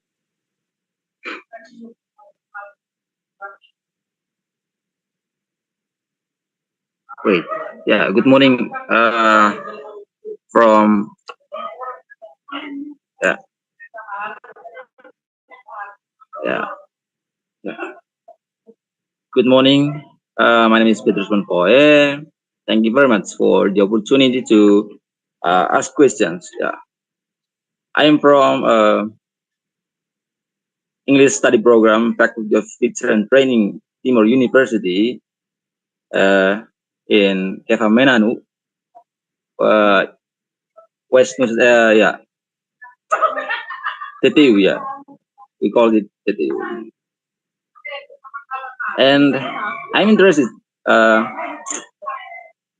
in today's Zoom because, yeah, as an English learner, I really need to improve my English skills, especially in speaking. And I'm interested also because who knows that in the future I will be a teacher. And I just would like to know in the real as we know that in the real classroom we often find that not only teachers who can interrupt the students when they speak, but also the students also can interrupt their friends, their peers when they speak. So how, as a teacher, how can we overcome the situation? That's my question. Thank you. Okay, thank you, Peter. So the question is for Mr. Handy Safi or Mr. Chi. Oh, okay. Actually, so probably all questions can be answered by Bu Suci and Neil. So I think Okay. I think this is like common problems. But here is the question is about how if interruptions happened in classroom. This is the problem with order and chaos. Basically, class must be the balance between order and chaos. If too much order, then it means that the teacher has been making the class passive. It means that the information is only coming from the teacher all the time and the students are very passive. But then we have the other side of chaos, of creativity. Everybody just speak, interrupts each other. It's also not productive. The concept of order and chaos I read from the book from Dr. Jordan Peterson that in life, not only in classrooms, you have to combine between order and chaos. Sometimes you give instruction, rules, regulation, where to interrupt, where to have question and answers, when you have the floor to speak, and when you have the right to ask question. On the other hand, we also give them the chaos they need, the creativity. Like we give them the options of themes, options of way of delivery, of options of styles. For example, has been mentioned by Busuchi that I've got too much energy on how to speak. That's my style. But on the other hand, we have also more calm, more thoughtful, presentation of Busuchi. Which one is correct? Neither is wrong, neither is correct. Everybody has their own style. Let them be, for example. In my case, if you want me to be a little bit more calm, like Busuchi, I would be like a little bit awkward. And also, for on the other hand, if the students like calm like Busuchi and you want them to be more energetic, sometimes it's also a hurdle for them. So basically, the combination, Peter, between order and chaos. And I think you have to set up rules first before making a kind of interaction or drama or role play. At least you have like spoken regulation, or if it's better, you can like use this slide or paper showing the rules and regulation that you like to do in that particular exercise. That to answer Peter today. Thank you, Bunrul. Okay, thank you, Dr. Handy. Maybe Dr. Suchi would like to add. So Dr. Handy highlight the balance and also the rules. And Dr. Suchi, would you like to add more? Yeah, I quite agree with Dr. Hendy. I was thinking of the same thing because it's just like when you start teaching your kid, right? Something new. At first, they will be excited because they want to know. But then, before doing that, introducing something new, then you do have to set some rules. You introduce, you know, what will be what we are going to do and what are we going to use. What are the rules, and then also in speaking,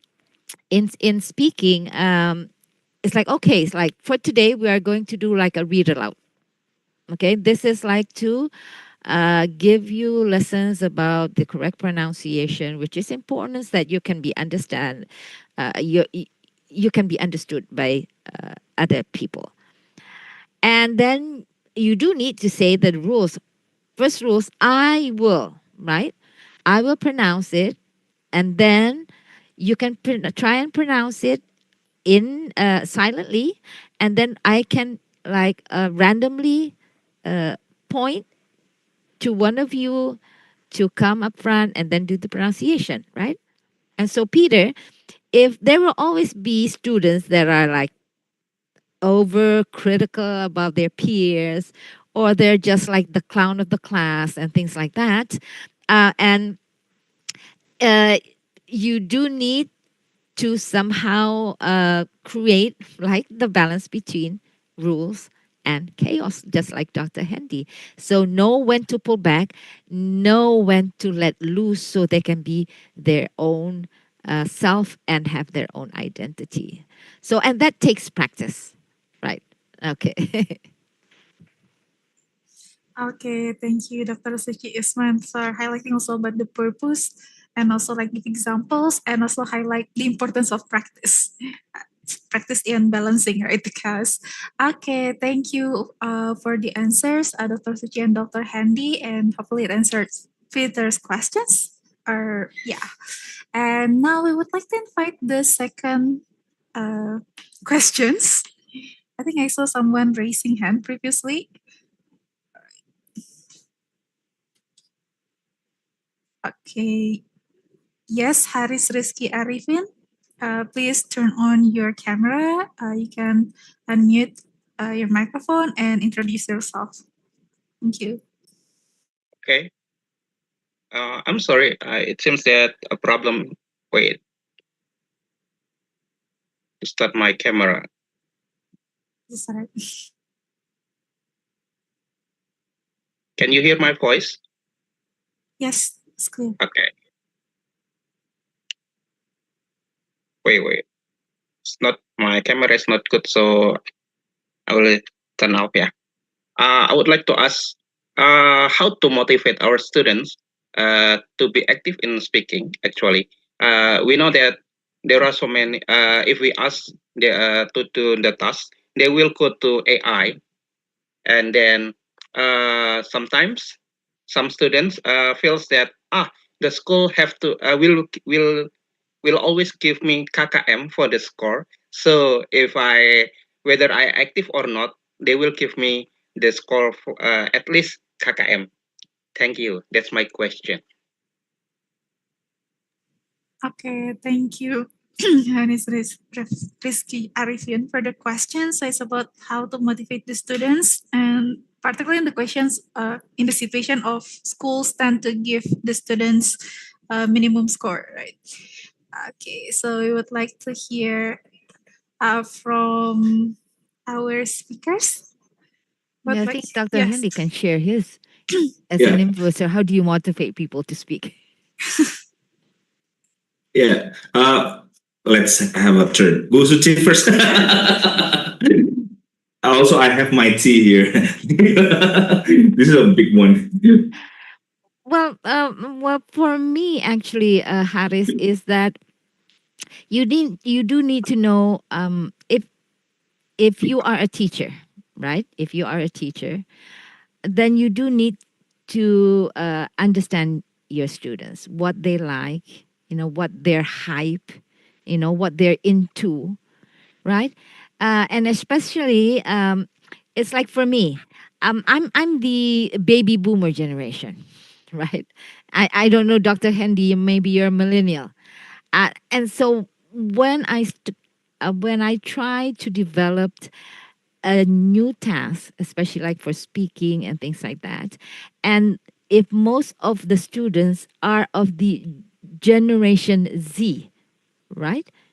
Then I will ask other fellow colleagues like Ibu Nurul or Bapak Adrian, which is the millennials, to say, okay, what are the hot topics that will initiate conversation among people of your age, right? It might be like for my age, maybe it's about politics, but I don't know whether young generations are into politics. So, or it's like a small debate whether it's like Dr. Hendy was saying, whether you're in the team of bubur aduk or not, right? So it all depends on the context where you are, where your schools are, what the students are like. If you can touch that topic that motivates them, I think students will go on and on and on speaking about that topic. Because I've tried, like in my classroom, to choose a topic describing about a person that really what motivates you in life. And that's a topic that every students can relate to, and they really want to talk about their parents, their teachers, or whoever that inspires them.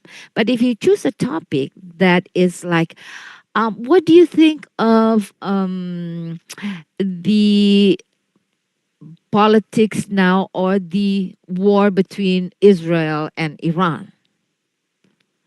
I don't think your students will be motivated to speak. So it should be speaking on experience and something that really resonates to your students. Okay, Dr. Hendy might want to add more about.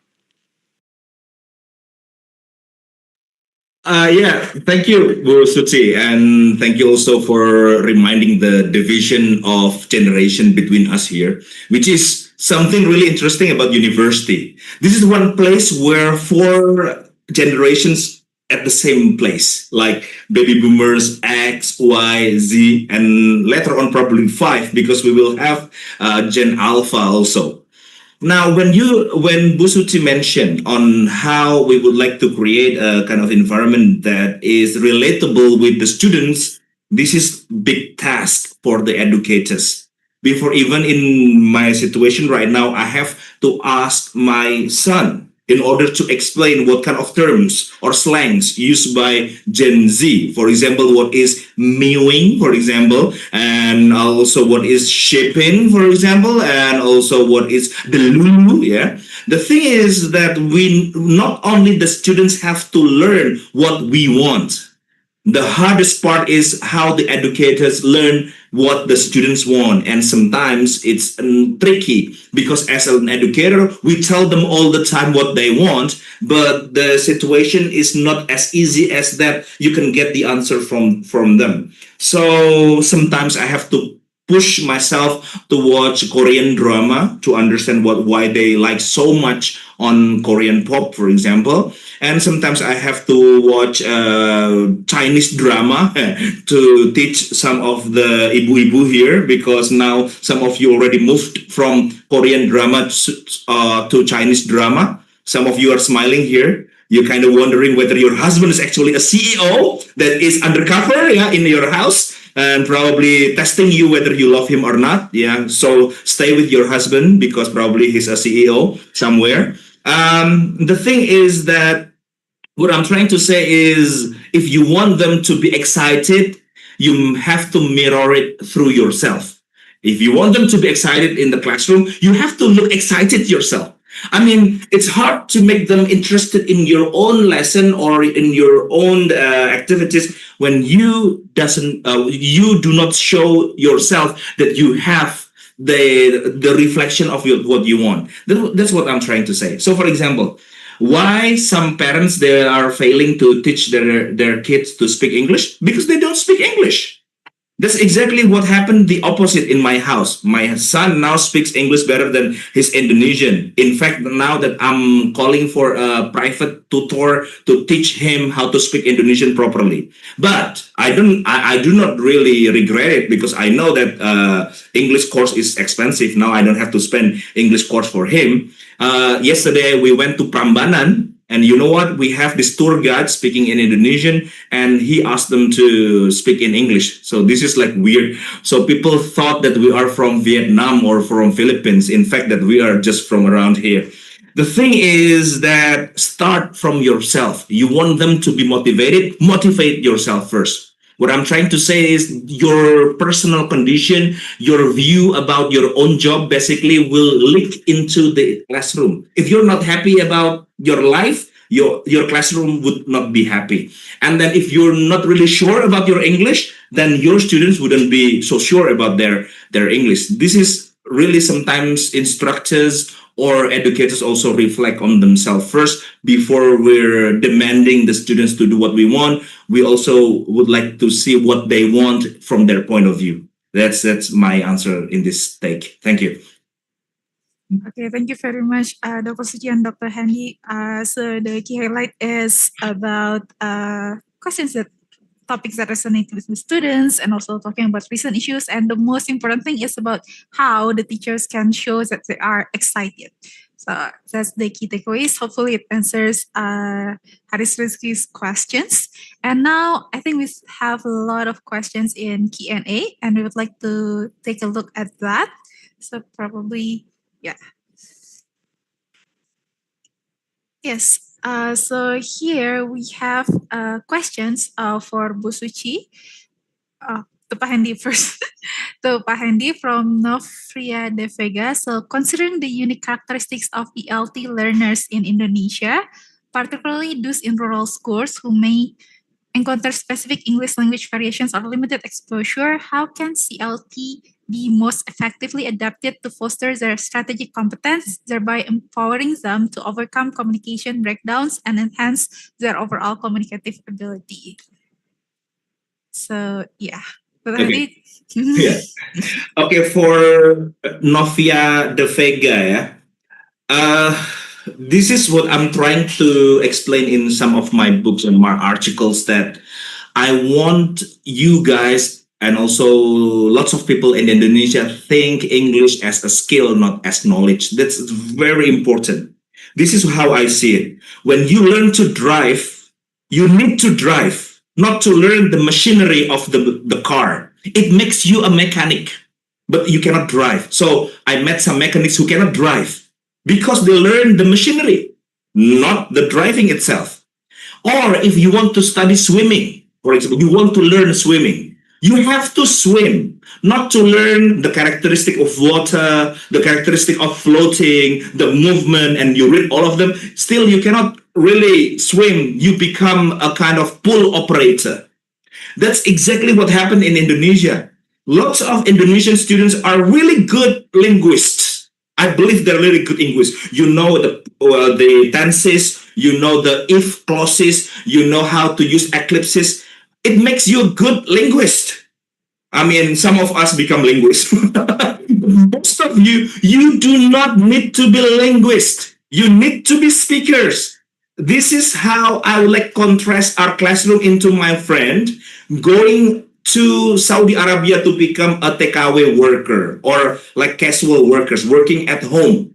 They didn't speak Arabic at all 2 years ago. After they come back, they speak Arabic like native. Can they read our Quran better? No. Can they understand Quran and also better tajweed? No. But exactly they can speak with their friends there in Saudi Arabia, with their kids that they speak every day together and with the parents. Exactly. That's how language is learned. That's supposed to be used no matter how many mistakes and or errors that you have. The thing is that I would like them to have this approach of Balinese souvenir sellers.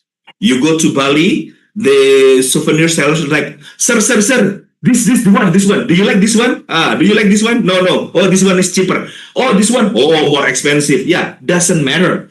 They don't care about accents. They don't care about grammar. When it deals with speaking, you have to focus on fluency and function, whether you can achieve your social function or whether or not it's fluent for you. Because sometimes you want to achieve your social function, but then you're not fluent at all because there are lots of thought here about grammar, and that's done, deal. Basically, language is skill, not knowledge, because even I have friends, probably Bu Suci also have some native speaker friends from England or from Australia. Ask them about if clause or ellipsis, they couldn't answer. The answer that they will have to give us is something like, what the hell is that?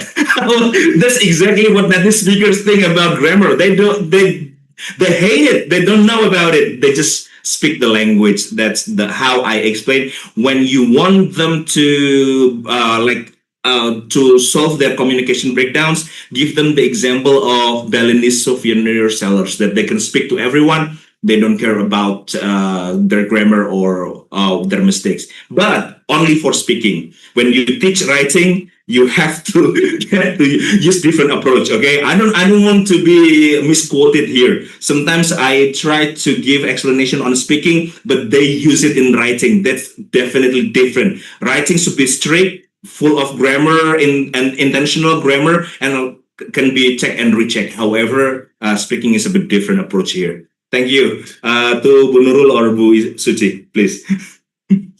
Okay, thank you, Dr. Handy. So it's highlighting the fluency and functions of the language itself, right? Particularly in speaking. And now we have this questions for Bu Suci from Adam Sanato BB. So excuse me, Bu Suci, and for both of you. Pak Handy, I'm a fourth semester undergraduate student at Universitas Terbuka. I'm hoping to get a scholarship for a master program abroad, but I feel my English skills are not good enough. Do you have any suggestions on the fastest way for me to improve my English? Okay, thank you. Okay, so Mr. Adam, many of my students also have asked me.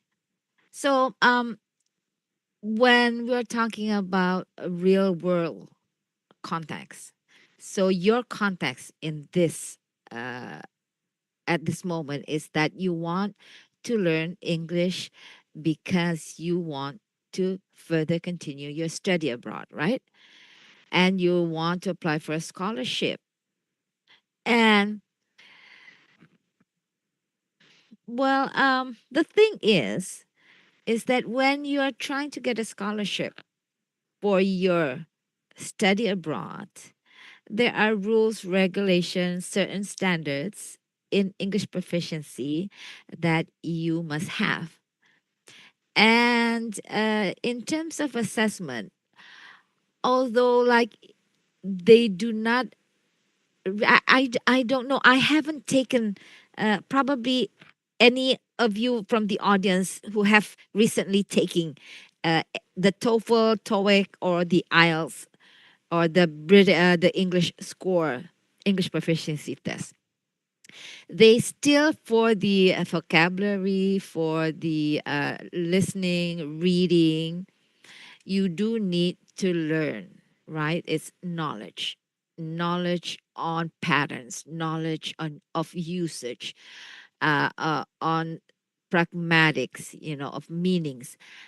But for the speaking part, I know that it is a real communication that they require, right?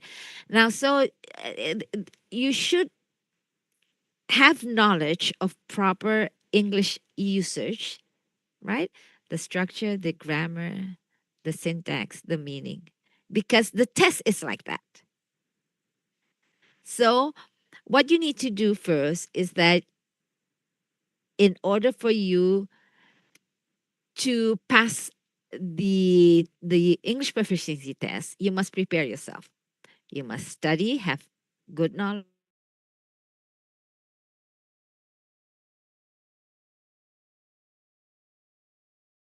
It's not sustainable for you when you pass and get the scholarship and then you're studying abroad. Then your survival language should be for communication, not for testing. Okay? So if you get me, so you need to, I don't know whether there are training about how to take tests, English proficiency tests, to pass that threshold where they say, okay, your English is good enough for receiving the scholarship for the master's program. But once abroad, then it's like Dr. Handy says, you must act like the tour or the people in the Balinese market. You plunge in, you talk to the native speakers, right? And learn from that. But before going abroad, you need to pass the English proficiency test. Then you need to study. Maybe Dr. Handy has more suggestions on that.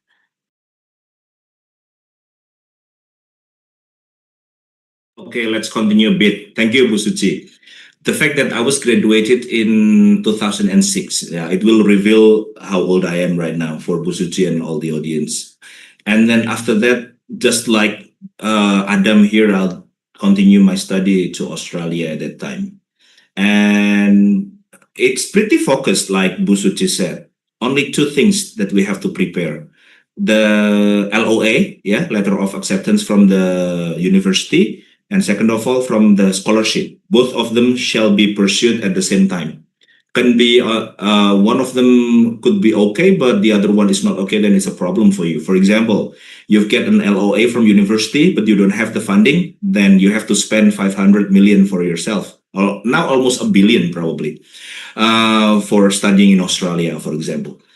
If you get the scholarship, but you don't have the LOA, your scholarship would be cancelled. That's what happened to some of my friends, that they have this scholarship, but they still have this conditional LOA. So the thing is that when you want something, Adam, then you have to work every day.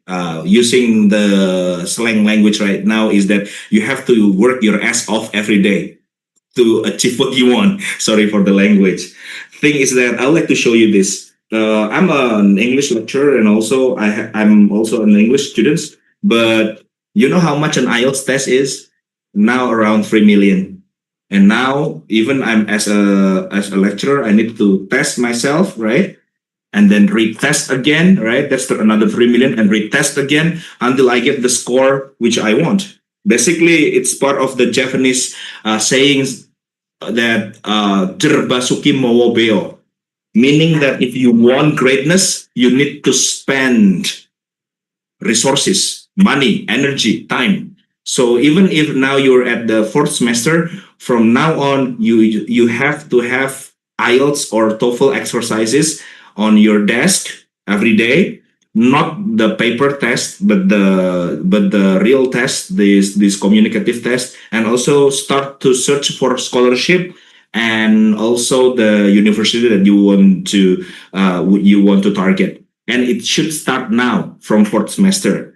Most people, they want scholarship this year, and they start this year. No, you cannot do that. At least a year or 2 years before you go abroad. Even when you have your target for masters or PhD. For PhD student like Bu Suci, I think the preparation could be like way before. And do not expect success at the first try. For myself, I think it was like the 7th try that even when I was in Australia, I still got one letter from Aminef saying that I was rejected from the other scholarship. So basically, yeah, you have to expect that. Yeah, thank you. Going back to Bu Nurul. Okay, thank you very much, Bu Suci, and also Mr. Hendy, for not only sharing the fastest way for improving their English, but also the fastest way to get scholarship and also continue the study. Okay, now actually we already have 4 questions, and due to the time limit, we will receive 2 more questions. And here we have our 5th questions from Harisma Puji Lestari for Pak Hendy. So Harisma is from UT Jember. I would like to ask Mr. Hendy, related to CLT, in what ways Indonesian English teachers apply authentic communication assessment without depending on conventional written exams, particularly in school with limited resources?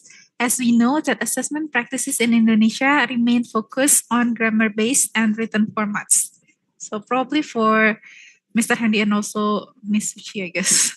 So, but yeah, we can start from Dr. Hendy.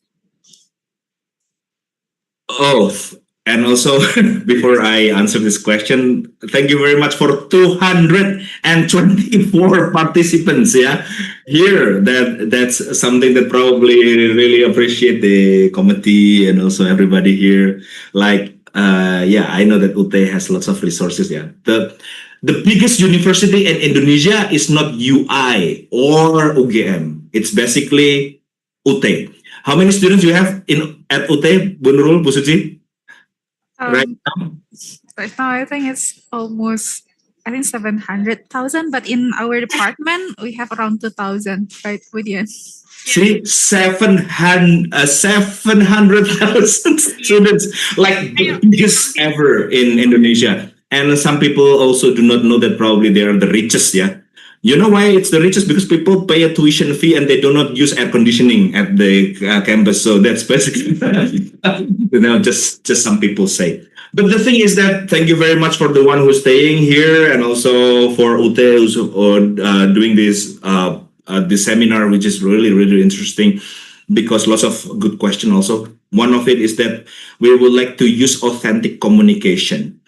The thing about authentic communication now is problematic. Long time ago, we always thought that authentic communication must be sourced from English native speakers coming from Anglo-Saxonic countries such as Australia or America or Canada. But now doesn't matter. Your English is authentic. A Singaporean English is authentic. Already mentioned by Bu Suci. Indian English, although it sounds funny for you, but believe it or not, most of my Indian friends coming from English department, their IELTS score is like 8.5, 8 or 9 sometimes. They still sound funny, but they're fluent. Their vocab is complete, right? It has like extensive breadth and depth. That's exactly what you have to do in classroom. It doesn't matter about the sources of the assessment, like authentic communication, whether it's supposed to be British or it's supposed to be American, doesn't matter. As long as you are assessing the thing that you want to assess, will be explained by Bu Suci. That's called validity. This is what sometimes you don't realize that you are testing something else. For example, you want to test their speaking, but you ask them to memorize a kind of dialogue from your book whatsoever. And then they are assessed in English speaking using their memorization. Yes, sometimes they're so good, so fluent, but that's not exactly how you're assessing speaking then. It's called this violation of validity. Yeah, the simple example is that you have this English test asking something like, what is the capital city of Australia? And the answer is supposed to be Canberra, but you have like trick of Sydney or Melbourne. That's not an English test. That's a geography test. And believe it or not, it's still out there in some of the school. They're asking just because it's an English test, as long as the question is in English and the answer is in English, they call it an English test. No. So basically, you do whatever you do which you think it will improve their speaking or listening or communication. For example, from the example that I mentioned before about stand-up comedy, sometimes we listen or we watch stand-up comedy together in English, and the question is very simple: why the audience laugh? And I pause it every time the audience laugh on the YouTube, and then I ask them to explain why they're laughing. And it's not easy because they have to explain the cultural view of the speaker. They have to see why it's a mismatch on the punchline and on setup. It's a high order thinking skill. People from outside seeing my activity looks like ridiculous, but apparently it's full of meaning there, because to understand what's funny about something, you have to understand lots of different layers of language, not only the grammar, but also the subtlety of the culture and and other thing also. Yeah, that's my answer, Banurul. Okay, so probably would like to have more from Dr. Suci because it's about assessment. Yeah, I would like just to add a little bit. So I know that currently that most teachers haven't yet uh, acquired the taste for communicative assessment or communicative learning. And so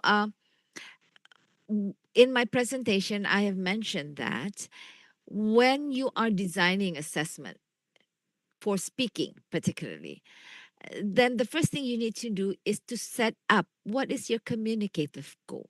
So it can't be like Dr. Hendy says, that if you're trying to assess someone or teaching someone to speak, but then you're using like text about geography. And what they're doing, they're reading, and then they're reading aloud. Reading aloud is not speaking, right? It's a monologue. And monologue is the first step in learning speaking. And also, like, I have during my few observations on English teacher teaching speaking, they start with pronunciation. right? They start with vocabularies and say, okay, let's practice drilling, and this is how. And they say that this is speaking. No, it's not, right? And so, what you need to do is actually, if it's for real life communication, you set a topic that relates to communication activities. For example, like going to the market, right? That's an activity. And communication is necessary. So, going to the market in Australia, probably, right? Or going to the supermarket in England.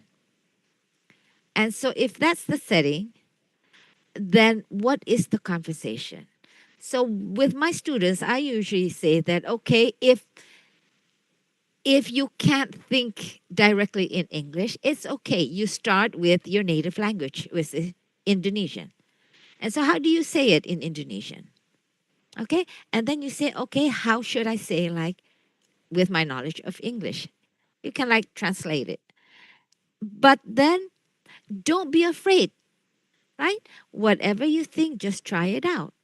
And then if I see that you're missing out in pronunciation, you're lacking in vocabularies, then that is something that I, as a teacher, need to help you work with.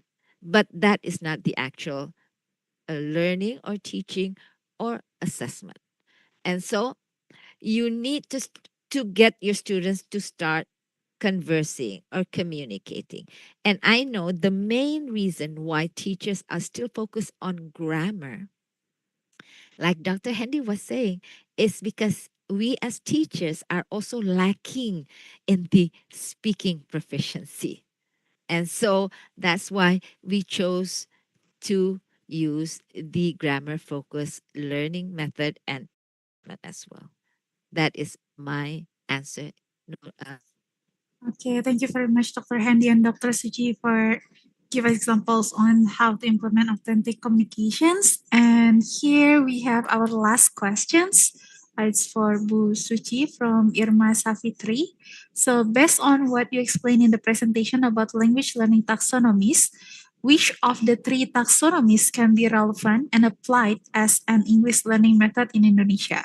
And is the method universal, meaning it can be used for all ages from children to adults?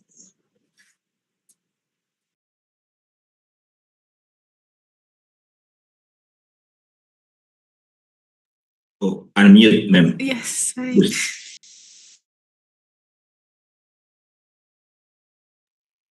Okay, well, thank you for the question, Ibu Irma.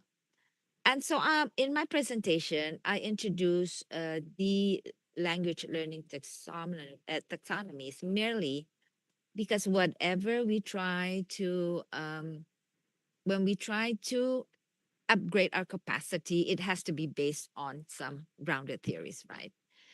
And so I looked at these three uh, theories that you can use when you are designing or planning for your speaking class, the learning, or even the assessment. And so the Bloom taxonomy is used when you are trying to define at which level of uh, cognitive thinking should we introduce the English language. Like, for example, if it is speaking, then at what level should they just remember? No, they should create, right? And in creating, they need to evaluate, they need to know the vocabularies, they need to know the structure, they need to know, and they need to practice. So that's for the cognitive level. And it's for the learning, um, hold on a second. For the language learning strategies, yeah, is to understand how our students are learning, whether it's only in the cognitive level or is it meta cognitive, or whether they are trying to use strategies that they use it from their social aspect, or whether it's from the values that they have inside of them, right? It's like when you're asking them to do some speaking tasks and then they reflect on their task. Whether they are doing, whether they're like Dr. Hendy said, should we teach students how to swear in English? Right? And so that requires not just understanding of the language itself, but also understanding the context, the culture, how it is used, and how it affects people, what the values are in those swear vocabularies. Okay. But for the communication part, especially when you are trying to test your level of English proficiency, then there is a common framework that people use when assessing your level of proficiency. Proficiency in terms of the whole language, the speaking, reading, listening, writing, right? The CFR communicative activities, this is especially for speaking. You should focus on the CFR framework for spoken production and spoken interaction. So it's not grammar focused anymore. Okay, so it's just three different ways of trying to understand how your students are learning speaking. That's my answer to Irma's question, Ibu Nurul. Okay, thank you, Dr. Rizky. Dr. Hendy, would you like to add more? Is it the last question already? Bu Nurul? Yes, unfortunately. My God, there are like still lots of more questions. Yeah, please, we can continue probably later on, or you can DM me on my Instagram. Or do not DM me on TikTok because it would be like, yeah, people say wouldn't be, because the system is probably different. Your DM wouldn't get through. But on Instagram, I usually answer questions. Don't worry. Okay, so Bloom's taxonomy, and we know that it's a kind of a pyramid, right? And it has like 6 steps. The thing is, the upper part, we call it HOT, right? High order thinking skills. And then the lower part is the low order thinking skills. Now, this is the problem that I face from the hypes that all students, all schools must focus on high order thinking skills. And nowadays, when we teach like vocabulary using drills or using memorization, people will say, "Oh, that's not hot. That's not hot. That's lots." And now we cannot forget that the pyramid is like one structure, right? I mean, if you were only focused on hot, it means that if you build the pyramid, you only focus on the tip of the pyramid. And can you imagine if you go to Egypt and you only see the tip of the pyramid on the floor, and it would be very small pyramid, right? So basically, the whole things based on Bloom's taxonomy, it shall be analyzed fully. Basically, high order thinking can only be realized only if you also focus on the low order thinking skill too. Because it's pyramid, of course, the base is larger and the tip is smaller.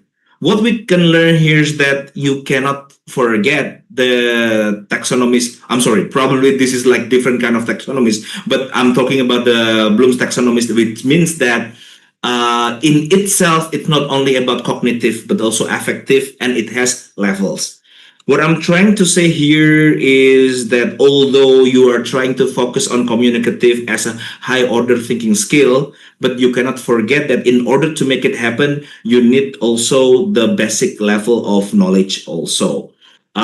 For example, if you want to teach high order thinking skill in math, for example, it is harder to teach students which have no memorization of multiplication or division, because if they can multiply from 1 to 100, to explain the next step would be easier. To give them like special cases would be easier.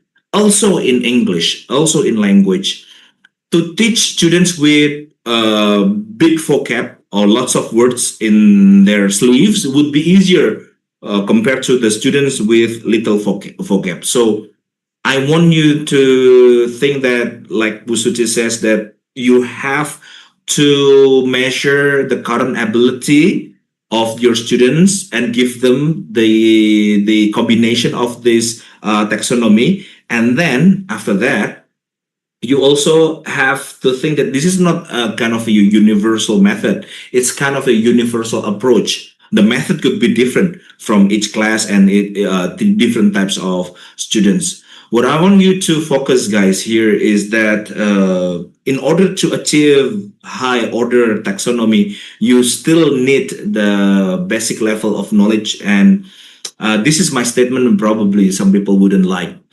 We are focusing more on grammar, but we're not focusing on vocab. But most of my research and my fellow friends' research shows that vocabulary is more important than grammar. You cannot really start to use your grammar without filling in the words that inside of the grammar itself. So focus on more vocab, on how to vocab, including the meaning, the context, how to use it, and the pronunciation, and how to read it. And then grammar would come second. Well, some grammatician would not like it, but I have a strong belief that vocabulary is part of the thing that you have to fulfill first, and then you can go to the next level, to the next taxonomy. Okay, that's from me, Bu Nurul. Thank you. Okay, thank you very much, Dr. Suci and Dr. Hendy, for answering our last questions. And we are grateful for all of the questions in the chat and also in the Q&A sessions. Unfortunately, our time is limited, so you can direct message Dr. Hendy or Dr. Suci, or you can also contact us later. And now it's time for us to announce the best questions. So we already have 3 names from our speakers and also committee. So drum rolls. Ta-da-dam. Our first best questions comes from Peter from Timor University, asking about how to overcome students interactions during the speaking. And the second, we have Karisma Puji about how to implement authentic communications.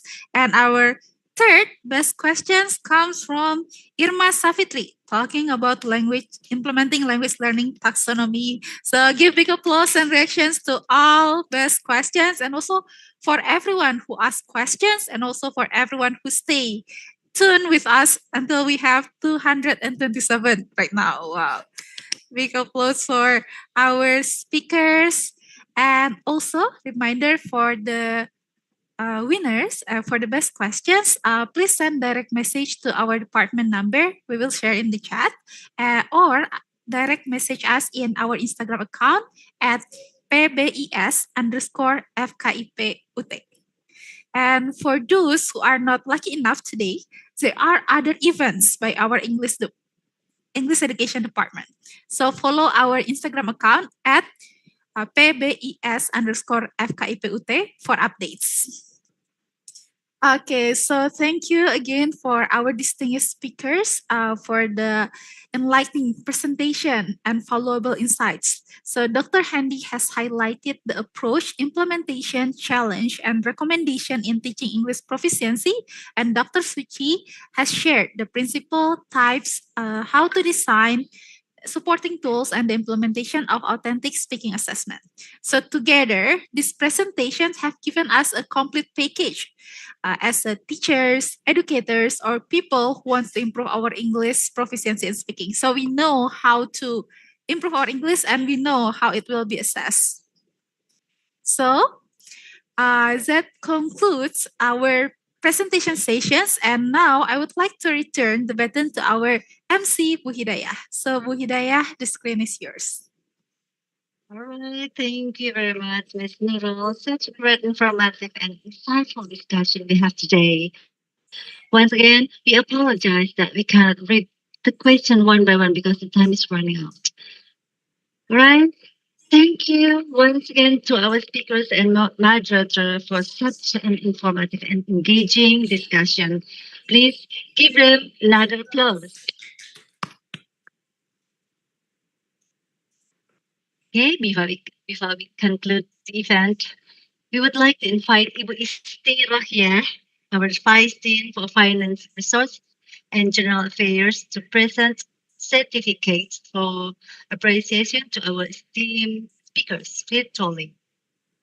First, we would like to present the certificate for Dr. Handy, SPD, MA.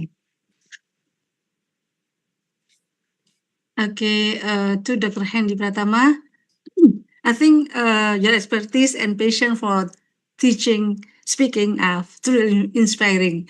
Even I will follow you, even though it's too late for me. Well, it's very too late for me, but I will try to looking for your Instagram. And thank you very much. And please accept this certificate as appreciation. Thank you, Bu Isti. Yeah, Thank you once very again, much. thank you for your participation and making this webinar very successful. Thank you. I accept the certificate. All right, Dr. Handy. Next, we would like to present the certificate for Suci Madhya Tisman MA PhD. Please, give the certificate to Ibu Suci.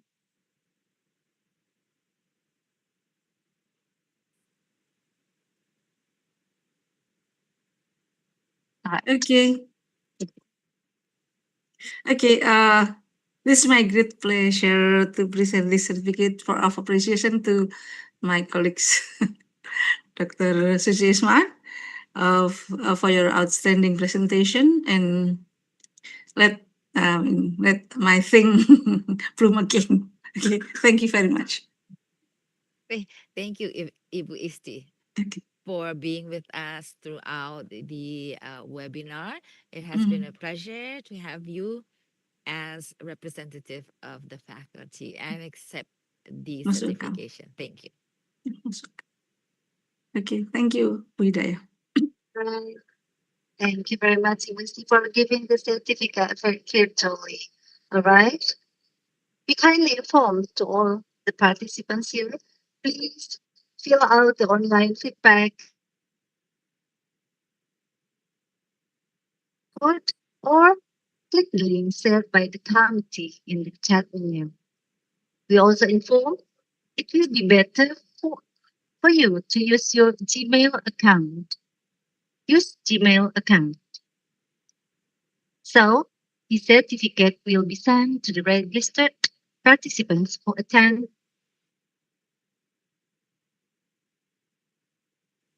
After all, thank you to our speakers and moderators for their insight and engaging presentation. We also appreciate the participation from and Dr. Tisman for the future events to continue our journey on learning together. I'm Hidayah.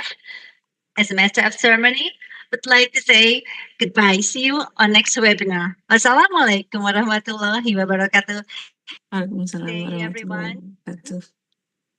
Waalaikumsalam warahmatullahi wabarakatuh. Thank you very much, Pak Okay. Hendy. Thank you very much, Ibu Isti, Pak Hendy. Bu Suci Yeah. Isma. Okay. Thank you. Mas- See Thank you you. again on our next project, Pak Hendy. Hopefully, Okay. as long as Bu Isti approve, everybody will be approved. Yeah. I will always approve. Yeah. I know the one who's signing. Yeah.